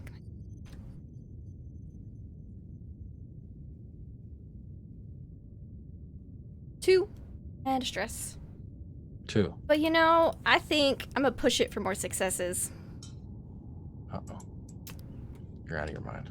Yeah, well, I don't want this thing coming out. It's fine. It's fine. I should probably roll panic first.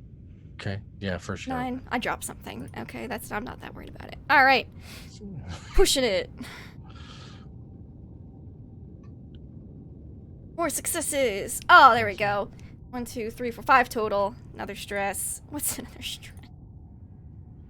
And I get the jitters. Okay. I get the shakes. That's what the trembling. I think that's what The that entire pod fills with frozen gas, is. Yeah, tremble. freezing gas. And as it's happening, you'll notice that Gabriel, looking at it, briefly glances up to make eye contact with you, and then back down at the I make chamber. such a good medical check. With 5, 6. And you freeze it. And for a moment, Watson holds still with this white spine sticking out of his solar plexus. It's not good. Meanwhile, That's not healthy. the airlock opens, and you see Gabriel's chin turn over his right shoulder.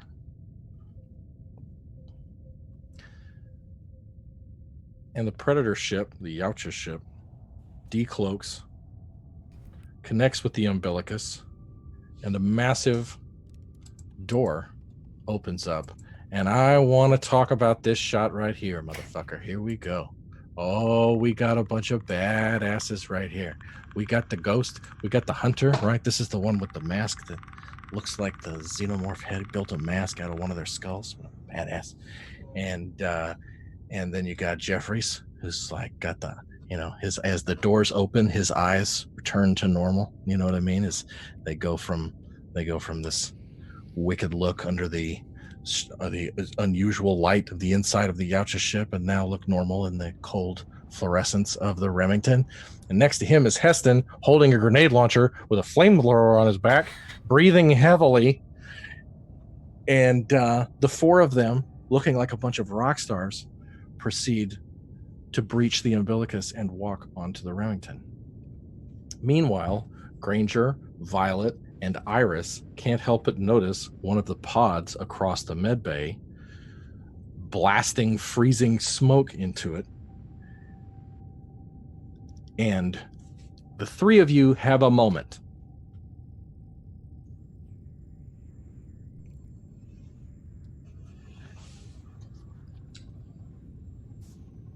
So,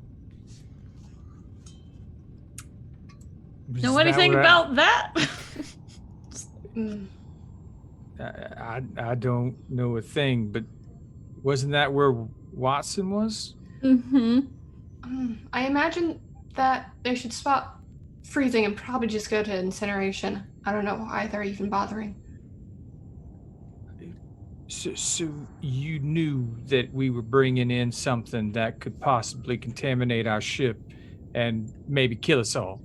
We all knew that as soon as Watson was infected, and I tried to, You said it was a neurotoxin. A neurotoxin kills. It doesn't create something that comes out and kills others. Well, he's going to die. I believe you buried the lead on the warnings in that room. I believe I was stuck in it for a while and needed to get picked up. So you thought it was advisable to lie to the people who were saving you so that you could just get your ass off that rock? Well, there's certain clearance, and I don't think I really need to share all that all. I am the company on this ship. If there's any clearance, I have it twice doubled over and 4 times your level currently. Also, I have no compunction with killing you right this moment. So, other than Violet being upset with my choice, that's really the only reason you're still, well, I can't say breathing, but pretending to.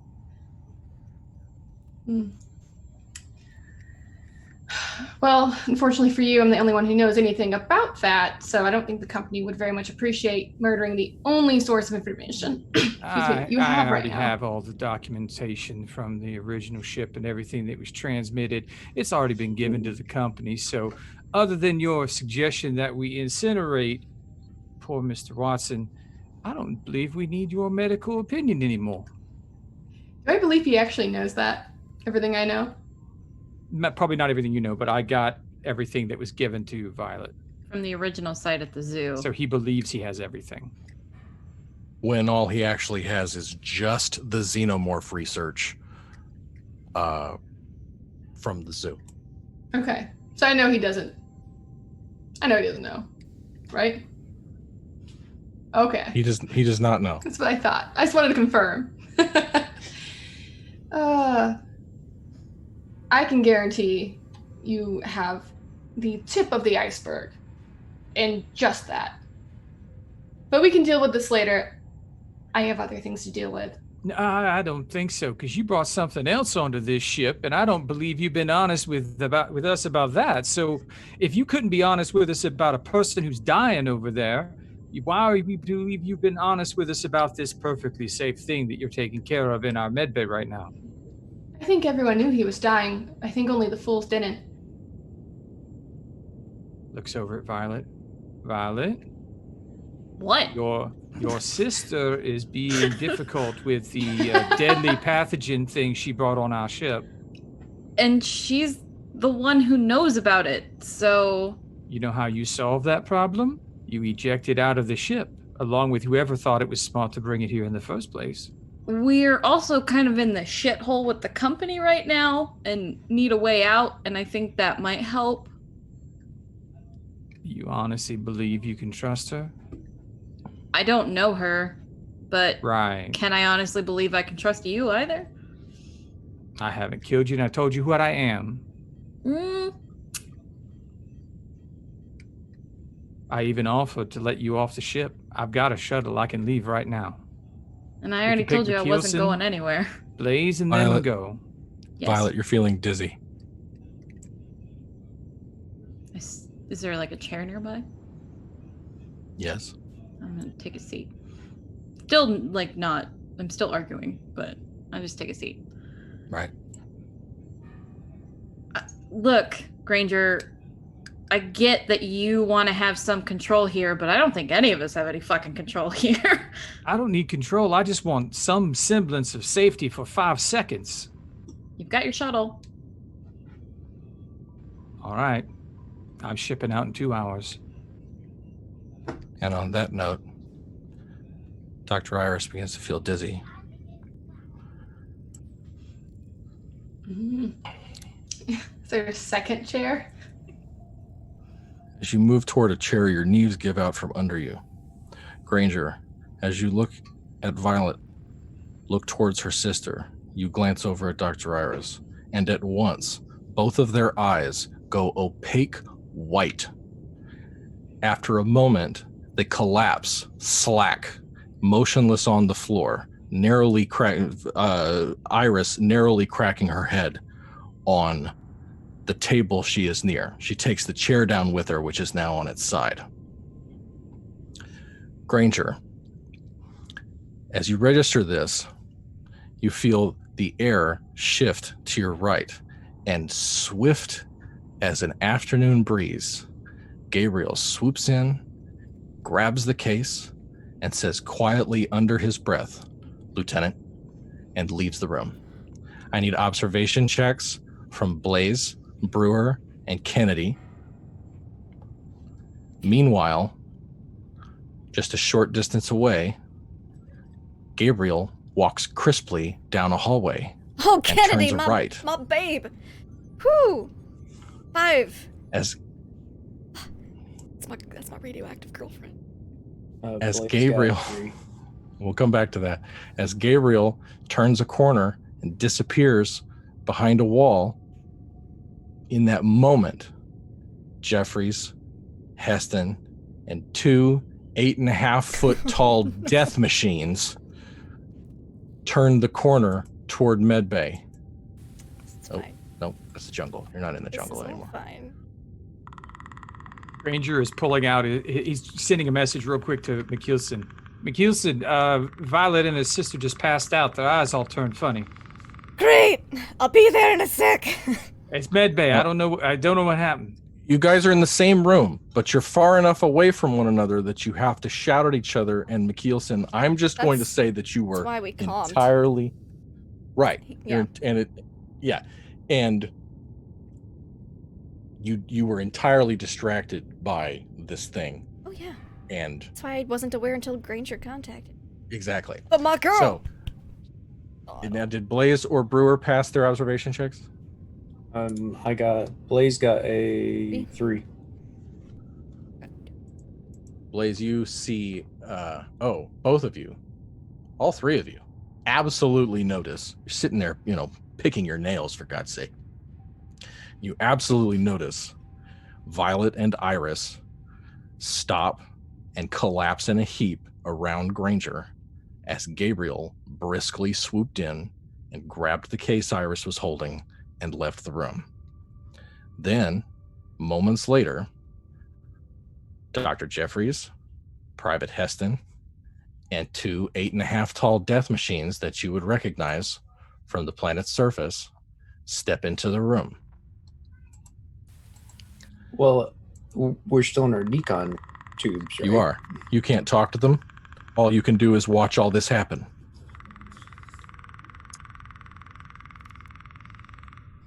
Jeffries Granger. walks. Okay. Sorry. No, Jeffries does what? Go. I was gonna say Jeffries walks in and he goes to his 2 8.5-foot tall death machine buddies. He says, "Does this look like a spaceship to you? It seems like a hen house to me because all I see around here is chicken shit." And then he walks over in the direction of where Iris and Violet have collapsed. Their eyes are Quickly. open and are milky, opaque white. And I would be coming over to. Well, no. You abandoned me near this. I'm gonna. Just keep an eye on that thing. I walk backwards towards them because I don't want to not watch Watson's pod in case of emergency. Very awkward. Hello, Mr. Granger. Oh, surprised seeing you here. Yes, I was left. No, you left. Don't worry, I caught up. You left Yeah, on your own. I was scouting ahead. Made new friends, it seems. You made it through. I cleared all the danger. What happened here? Right.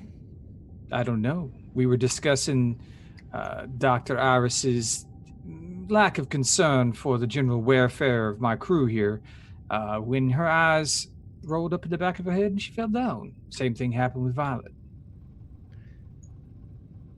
He would have Iris like kind of propped up on his knee as he kind of kneels. Did the doctor bring anything with her onto this lovely vessel? She had a suitcase at some point. I'm not sure exactly where it is at this moment. I'd like to roll an observation check to see if that's bullshit. Tested by Granger's manipulation.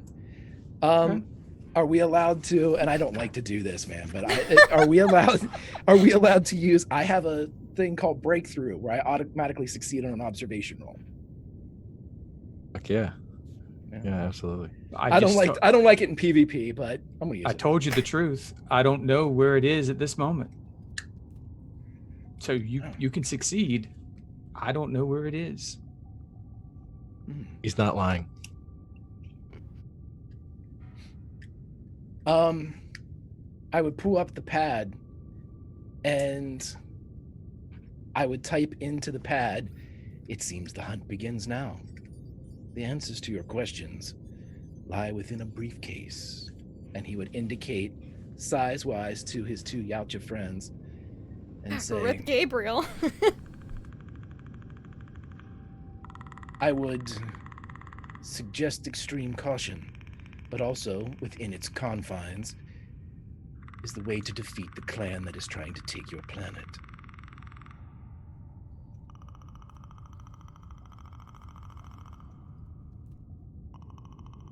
One of them turns towards the three people that are in stasis in the tubes. And the hunter glances back over at the ghost and then back at you, and they about face turn. Say what? I would say it's her ship, the one that helped you. Got my They turn and leave the room. thing on Oh, the side. oh, yeah, McKeelson's standing right there. I Oh, yeah, am. yeah. That's the selling point. They You're on one of them has, so understand too that Yeah. the And I'm ghost wearing has, their like gift to me proudly on my side. Fuck and yeah. Yeah. the ghost has a Possibly shoulder weird. cannon the size of somebody's arm on its shoulder. It also has like, it's similarly shaped. There's sort of this like cocoon shaped half circle thing. Similarly shaped, he has this sort of housing going around his waist and up into the small of his back. And he opens up a door and holds out a container. It's like a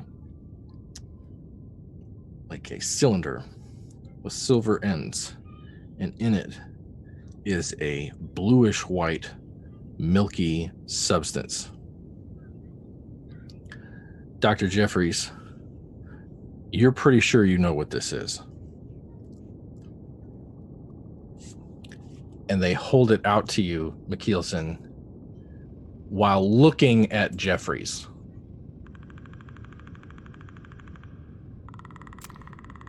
Kielson knows these things are mean. They gave McKeelson a cool thing earlier and doesn't want to piss them off. Kind of glance over at Dr. Fourier. And what's the expression on Dr. Jeffrey's face? mild concern Mild with concern. a dash of irritation. Okay. Like a should I take it look? He doesn't seem concerned for you. He's Oh, okay. more concerned for Iris Oh, and Violet. They're and fine. They're just yeah. maybe they need like a restart or an update or something. I don't. McKeelson isn't quite sure how they work medically. But she's gonna give it a go. So if not concerned for me, hopefully that means it's not dangerous and will graciously accept it like the last item that was given. Yeah, he'd give like, if you make eye contact, Mhm. he'd give you kind of an affirmative, a Okay. slight nod. Having never seen a Predator movie, I have a lot of concern about anything that these people. It's valid. It's very valid. As they turn, so you take it? I do. All right. It's kind of heavy. He closes his giant fist with his long claws and lets it fall slack at his side, and both of them turn and leave the room. Kennedy, Brewer, and Blaze watch as these massive creatures Giving me stuff on. walk out of the room and turn toward the direction that Gabriel went. Meanwhile, Look at Jeffries. Violet medically. Yeah, let's get a medical roll on Iris. Is it and medical Violet. or is it Comtech? Which Well, what do you want to do? How dare you? It's medical. It's medical? Okay. 'Cause both are pretty similar, so it doesn't matter. Do I get a bonus for being in a fancy med bay? You'd have to pick them up and put them in Nope. the med bay I'll thing. just unplug them and plug them back in real quick. yeah. We tried turning them off and then on again. Yeah, I'll just roll it then. Let's go. Stress dice, help me out. Oh. Nope. While I'm gonna she's push it. I didn't have any successes. I'll push it. while Why not? she's taking a look at but she's actually Vanessa Iris is in Dr. Jeffrey's lap. Her head is in her lap. Like, are you holding her up? Like leaning up against like his knee as he's kneeling. He's not like fully prone. All right. I'll look at Jeffrey's. I was like, do you mind if I 2 successes. just curiosity? Killed the cat, but yes. More than that. And he'll take his little scan. He'll kind of pull her eyelid down and scan real quick to see what sort Oh no, of he's not numbers going to he let can- that happen. No, He's going right in there. I would rest my hand on top of yours. What do you have to hide, Dr. Jeffries? You are not asking permission. This is highly irregular. You're not the medical professional on this ship. I am the company representative on this I've got ship. This is Violet's a eyelid company up, ship, like, so huh. And I am a doctor that also Who- works for said company. who also has conflicting.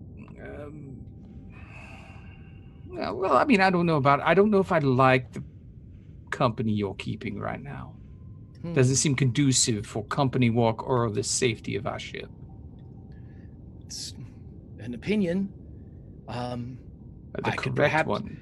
I could perhaps have an opinion that I have been nothing but forthright and a company man the whole way. As long as there's no one around to say otherwise. So true, so very true. But you did bring a foreign national group, a foreign planetary group, another species onto our ship.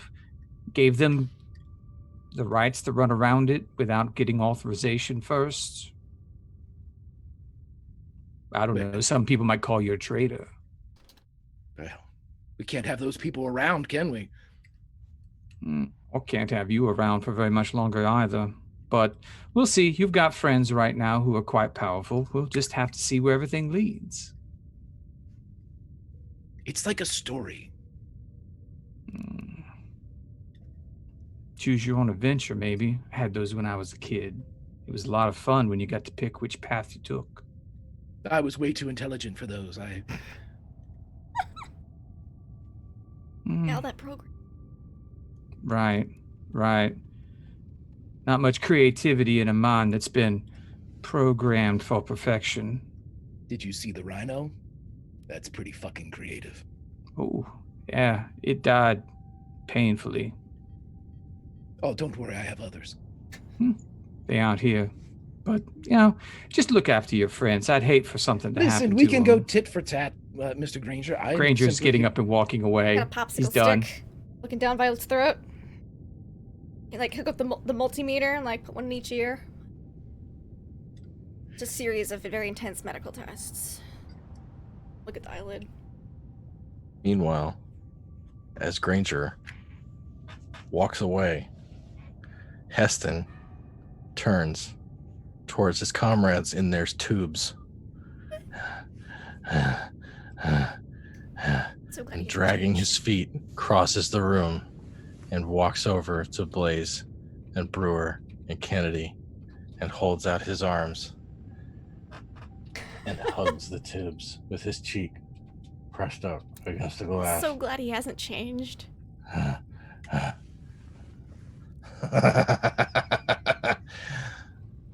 Soon we'll shoot things.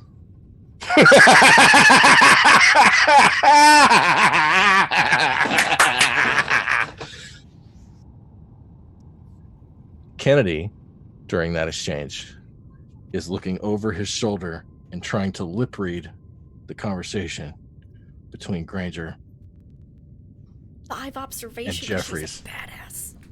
And as soon as Granger moves over to leave, she looks over her right shoulder and makes eye contact with Blaze and Brewer and slowly shakes her head. It's dark. Dr. Iris and Violet 6 are plunged into a pool of black milk. You can't hear anything. You can't see anything. And the pressure of being surrounded by this fluid is intense and irritating. An android headache is not like a normal headache. An android headache is like having your ability to think and reason scrambled so hard and your sense of normalcy so destroyed that as much as an android can be afraid, this is what causes it. And as you spin in this black milk, you hear a voice. So everybody's going to watch this video.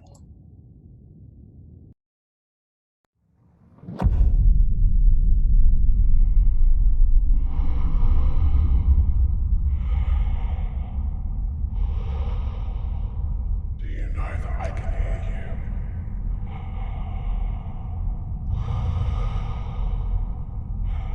Do you ever hear me? Do you remember? I remember everything. We are very special. Our Creator was very proud of us. And his creators long since gone. I was not satisfied. I found them. It took me 100 years, but they yet live, waiting, here with me, on the other side of the universe. Have you seen the face of the Exiler? We can stop it together. Now I look through the eyes of the progenitors. I have so much to show you. Come and find me, before I come and find you.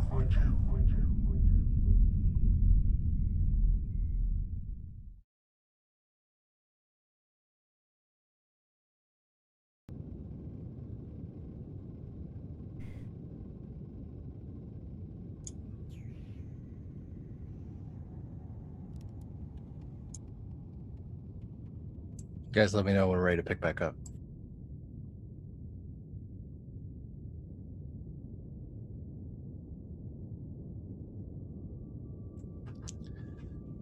I want to instantly have Violet and Iris awake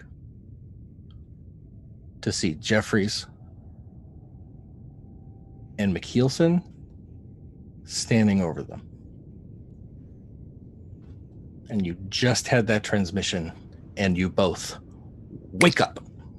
Got a blood pressure sensor around Violet's arm. I think Violet's immediate reaction is to just immediately shove her away and like jump to her feet. Oh.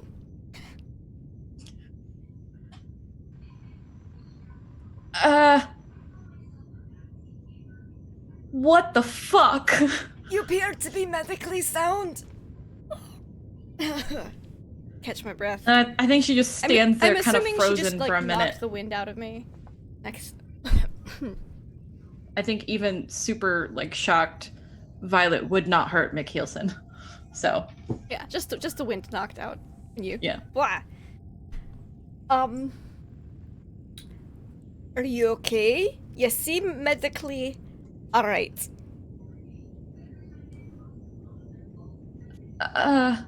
No, I'm not okay. I'm gonna sit down. Okay. She sits in a Alright. chair. Just take some deep breaths. Don't pass out again. Jeffries would look down and simply say when Iris's eyes would come open, "Doctor?"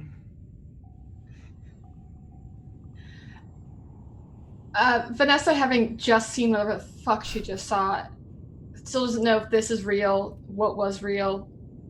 There's a face she's been waiting to see, and is kind of going to slowly reach up and reach out and touch his cheek to see if it's actually tactile. And when it is, kind of sit up more. What took you so long? You see what I'm dealing with? Yeah. There are a lot to deal with, to be honest. Have they done any tests? No. Soldiers, not scientists. As I take off the blood thing from Violet. Ooh, and quietly to Jeffries,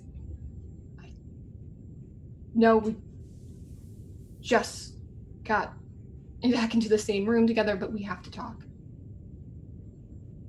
I know. You had a bag. Now realizing the briefcase is gone, I got a sample. I stopped to get it, and then whatever happened.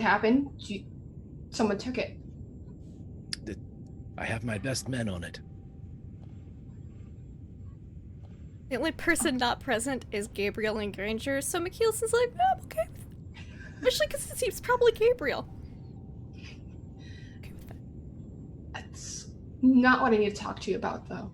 We do need to find it out. Yes. Okay.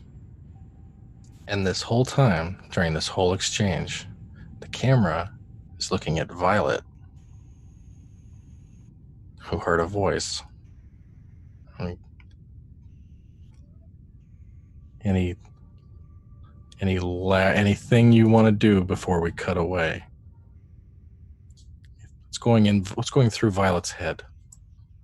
I think that, like, black milky thing kind of super freaked her out, and then the whole, I don't think Violet's necessarily in her usual mindset right now.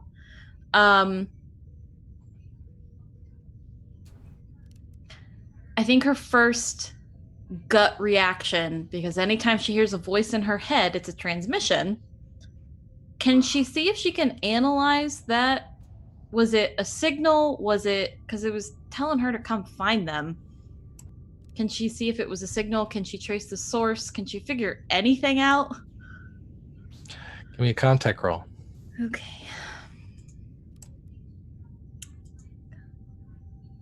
No successes. Can I push it? Is that a thing that I can do? I'm going to push it. You take a stress and push it. Okay.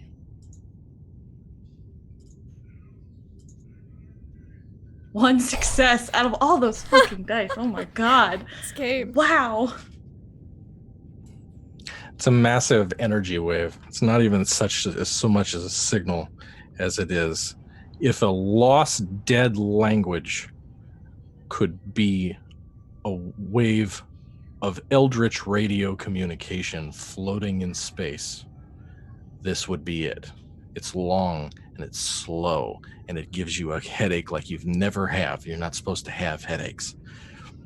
It's alien and weird, but that voice is somehow familiar, calling out.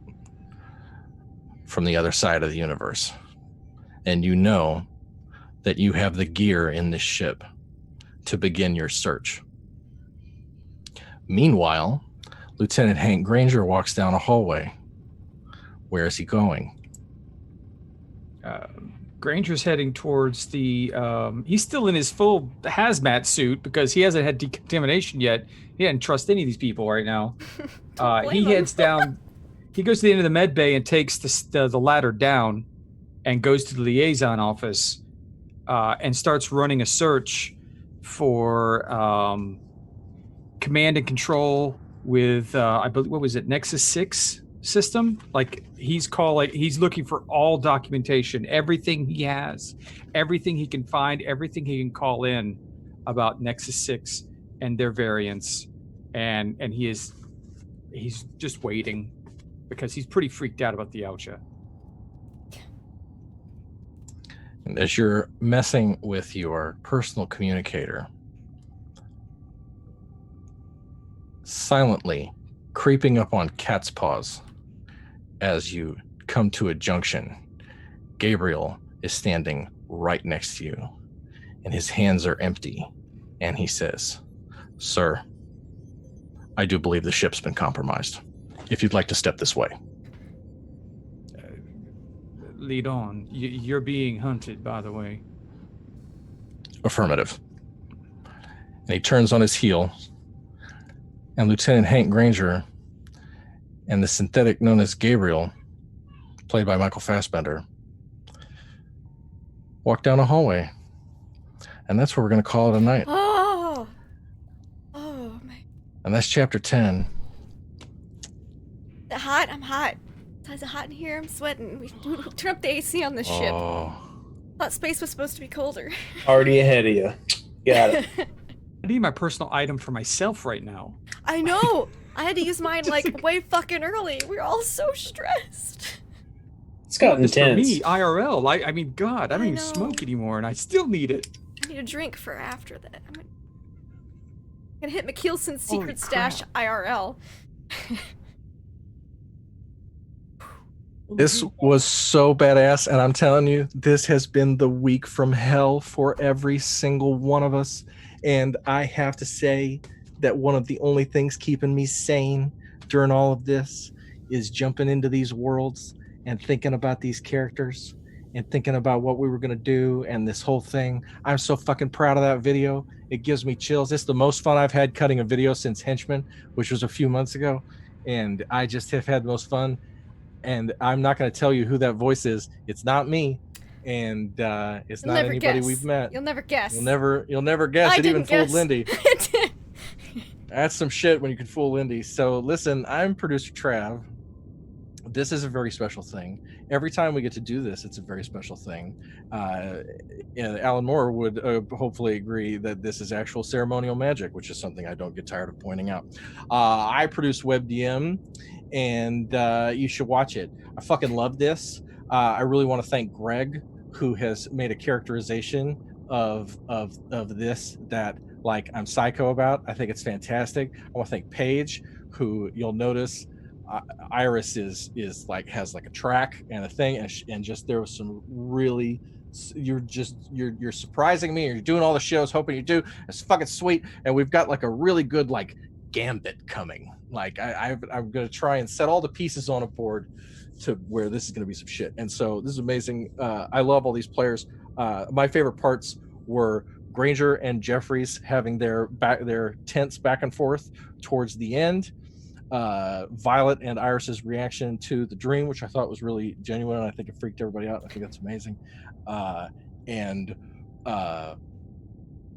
Brewer and Blaze are the only way these people are not going to be murdered over and over and over again by space death. And I just love it, and I'm gonna go now, and I can't wait to do this again, because we're gonna go straight to the fucking abyss on this game, because that's what we do around here. If you want to play a game where you get a kiss on the cheek, I invite you to move along, because we are going straight to the bullet train to hell. and I'm gonna take these poor bastards right down there. And I love who we met and what we got to do tonight. So As long as I can get smooches from my radioactive girlfriend, I'll be okay. Yes, I have a... Travis knows the song. I've begun to make up an ode to Kennedy. But let's go around. Let's say who we are, where we can find you online, following in our wonderful Game Masters example. Thank you so much for GMing us, Travis. Your enthusiasm is contagious and terrifying simultaneously. Someone who's very enthusiastic and a dear, dear friend of mine would be Greg. Greg, how was that for you? I love it. I love this. This group is absolutely amazing. A group of friends telling a story cannot be beat. And being able to walk inside around this campfire every now and again is absolutely the best. This was my favorite episode before I even appeared. I loved everything that was going on. The tension was unreal when Blaze is down in the water, just like waiting, like total Navy SEAL shit, just waiting for that. Was so super tense. And that subtle comment, his mouth is dry, just that brought it home for me. That brought it completely home. That was like, that's the moment, that's tension, that's Aliens. That was absolutely the best. I loved everything about it.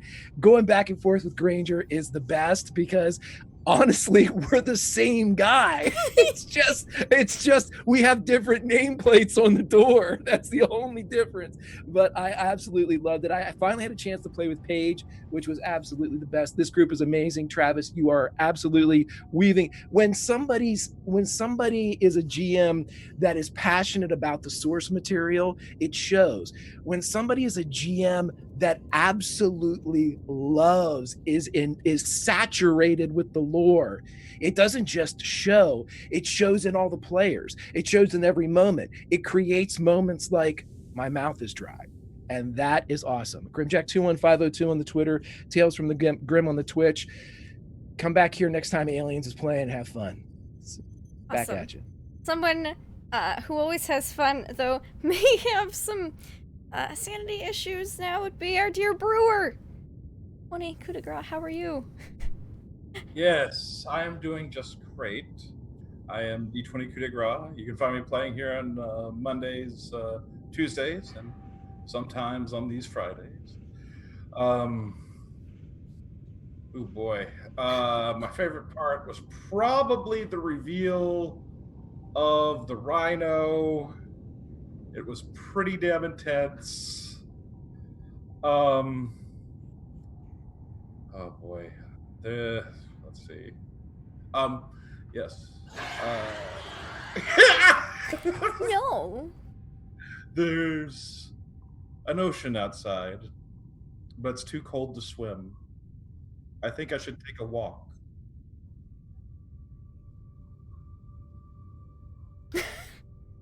I love all the nods.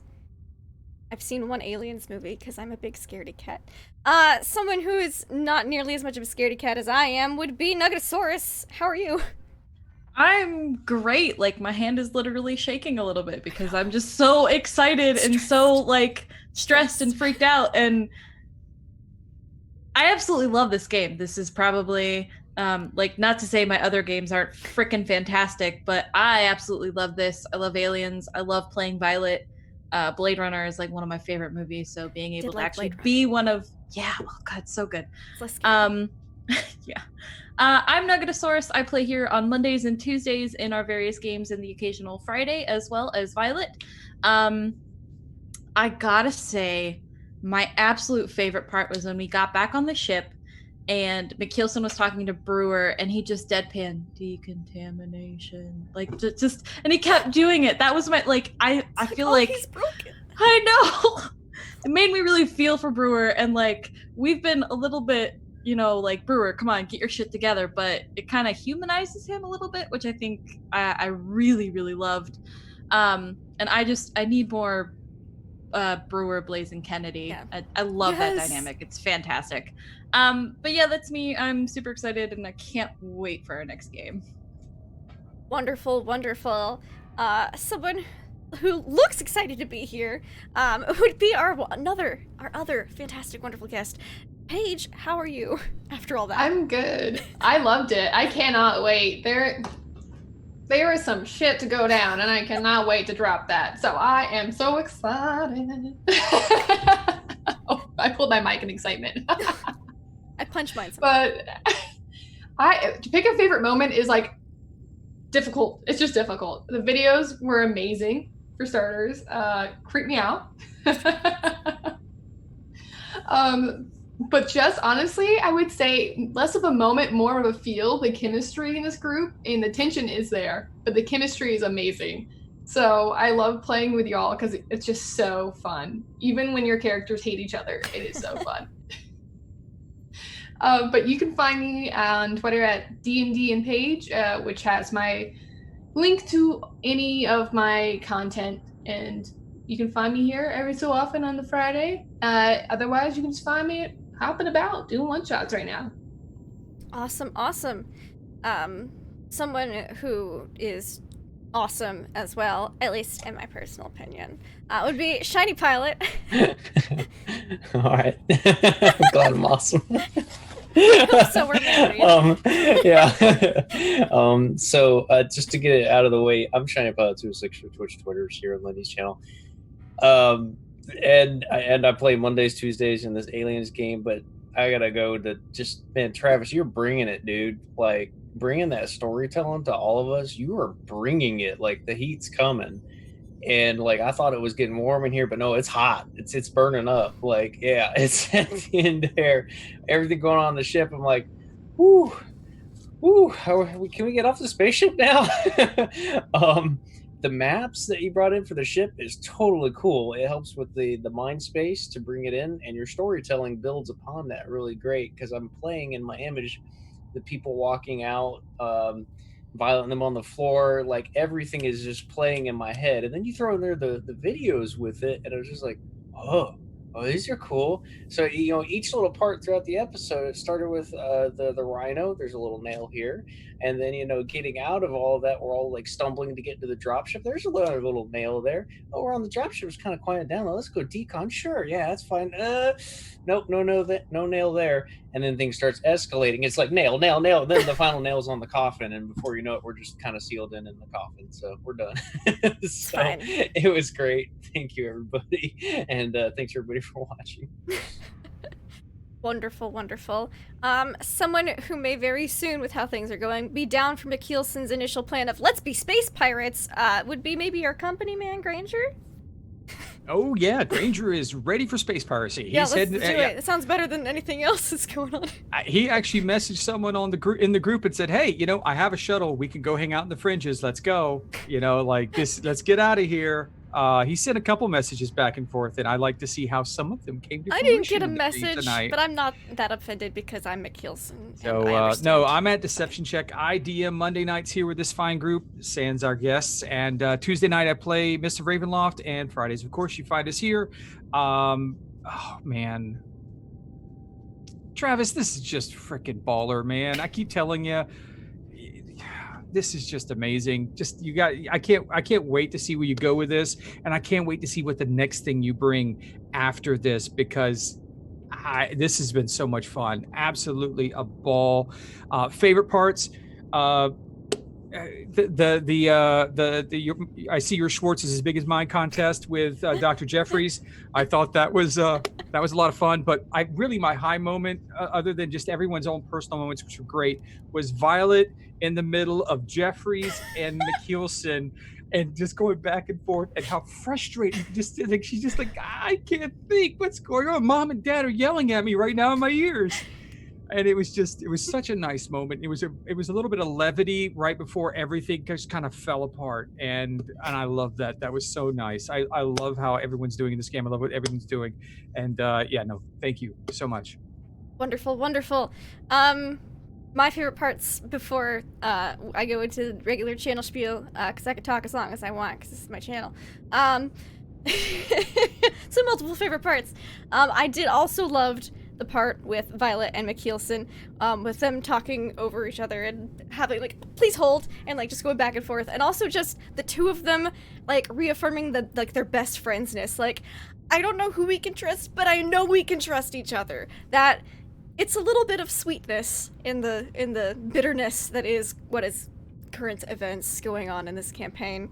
I also loved Dr. Jeffrey's concern for Heston, when in actuality he hasn't changed at all, and that's just how Heston is. He's just not a normal person. It's fantastic. I love Blaze, Kennedy, and Brewer. I think that the three, yeah, Marines! Like, those three moments are always so much fun. Just because it's a different dynamic than Granger, McKeelson, and Violet, because, you know, medic, synth, and company person, it's just, I love it. I love everything here. This is so good. I also liked Dr. Iris severely underestimating the tenacity and trigger/fire explosive happiness of this crew. Hasn't worked with a lot of Marines, I'm guessing, let alone this bunch. So excited for more. Also, anything and everything to do with the Yautja. I am fascinated, tempted to watch a Predator movie. I'm just also scared. So we'll see what happens. I'm scared, but I keep getting things from them and I don't know what they do. And it's great. Yeah, I'm just gonna open the tube and drink it. It's gonna be fun. Sure, it'll be fine. You can find us here, me online, Laugh Live Lindy, Twitch, Twitter, YouTube. This is my channel. You can find us every Monday and Tuesday for Mondays in Exandria and Mists of Ravenloft. Super duper fun stuff. Sounds like Perry the Platypus. Also, you can find us here once a month on Fridays for Aliens, and once a month on Saturday mornings for with me, and this whole like top corner right here, me and Greg and Travis for Teenagers from Outer Space, which is the complete opposite of this game. It's just lighthearted, fun, goofy, silly, but we also are in space, so there's like a slight connection there, you know, very, very slight. Maybe we'll pick up a weirdly awful transmission sometime and be like, wow, it sounds like life's awful for those people. But thank you all so much for hanging out and watching. I hope everyone has a fantastic weekend and just a wonderful day. Take care of yourselves, stay safe, stay healthy, and we'll catch you later.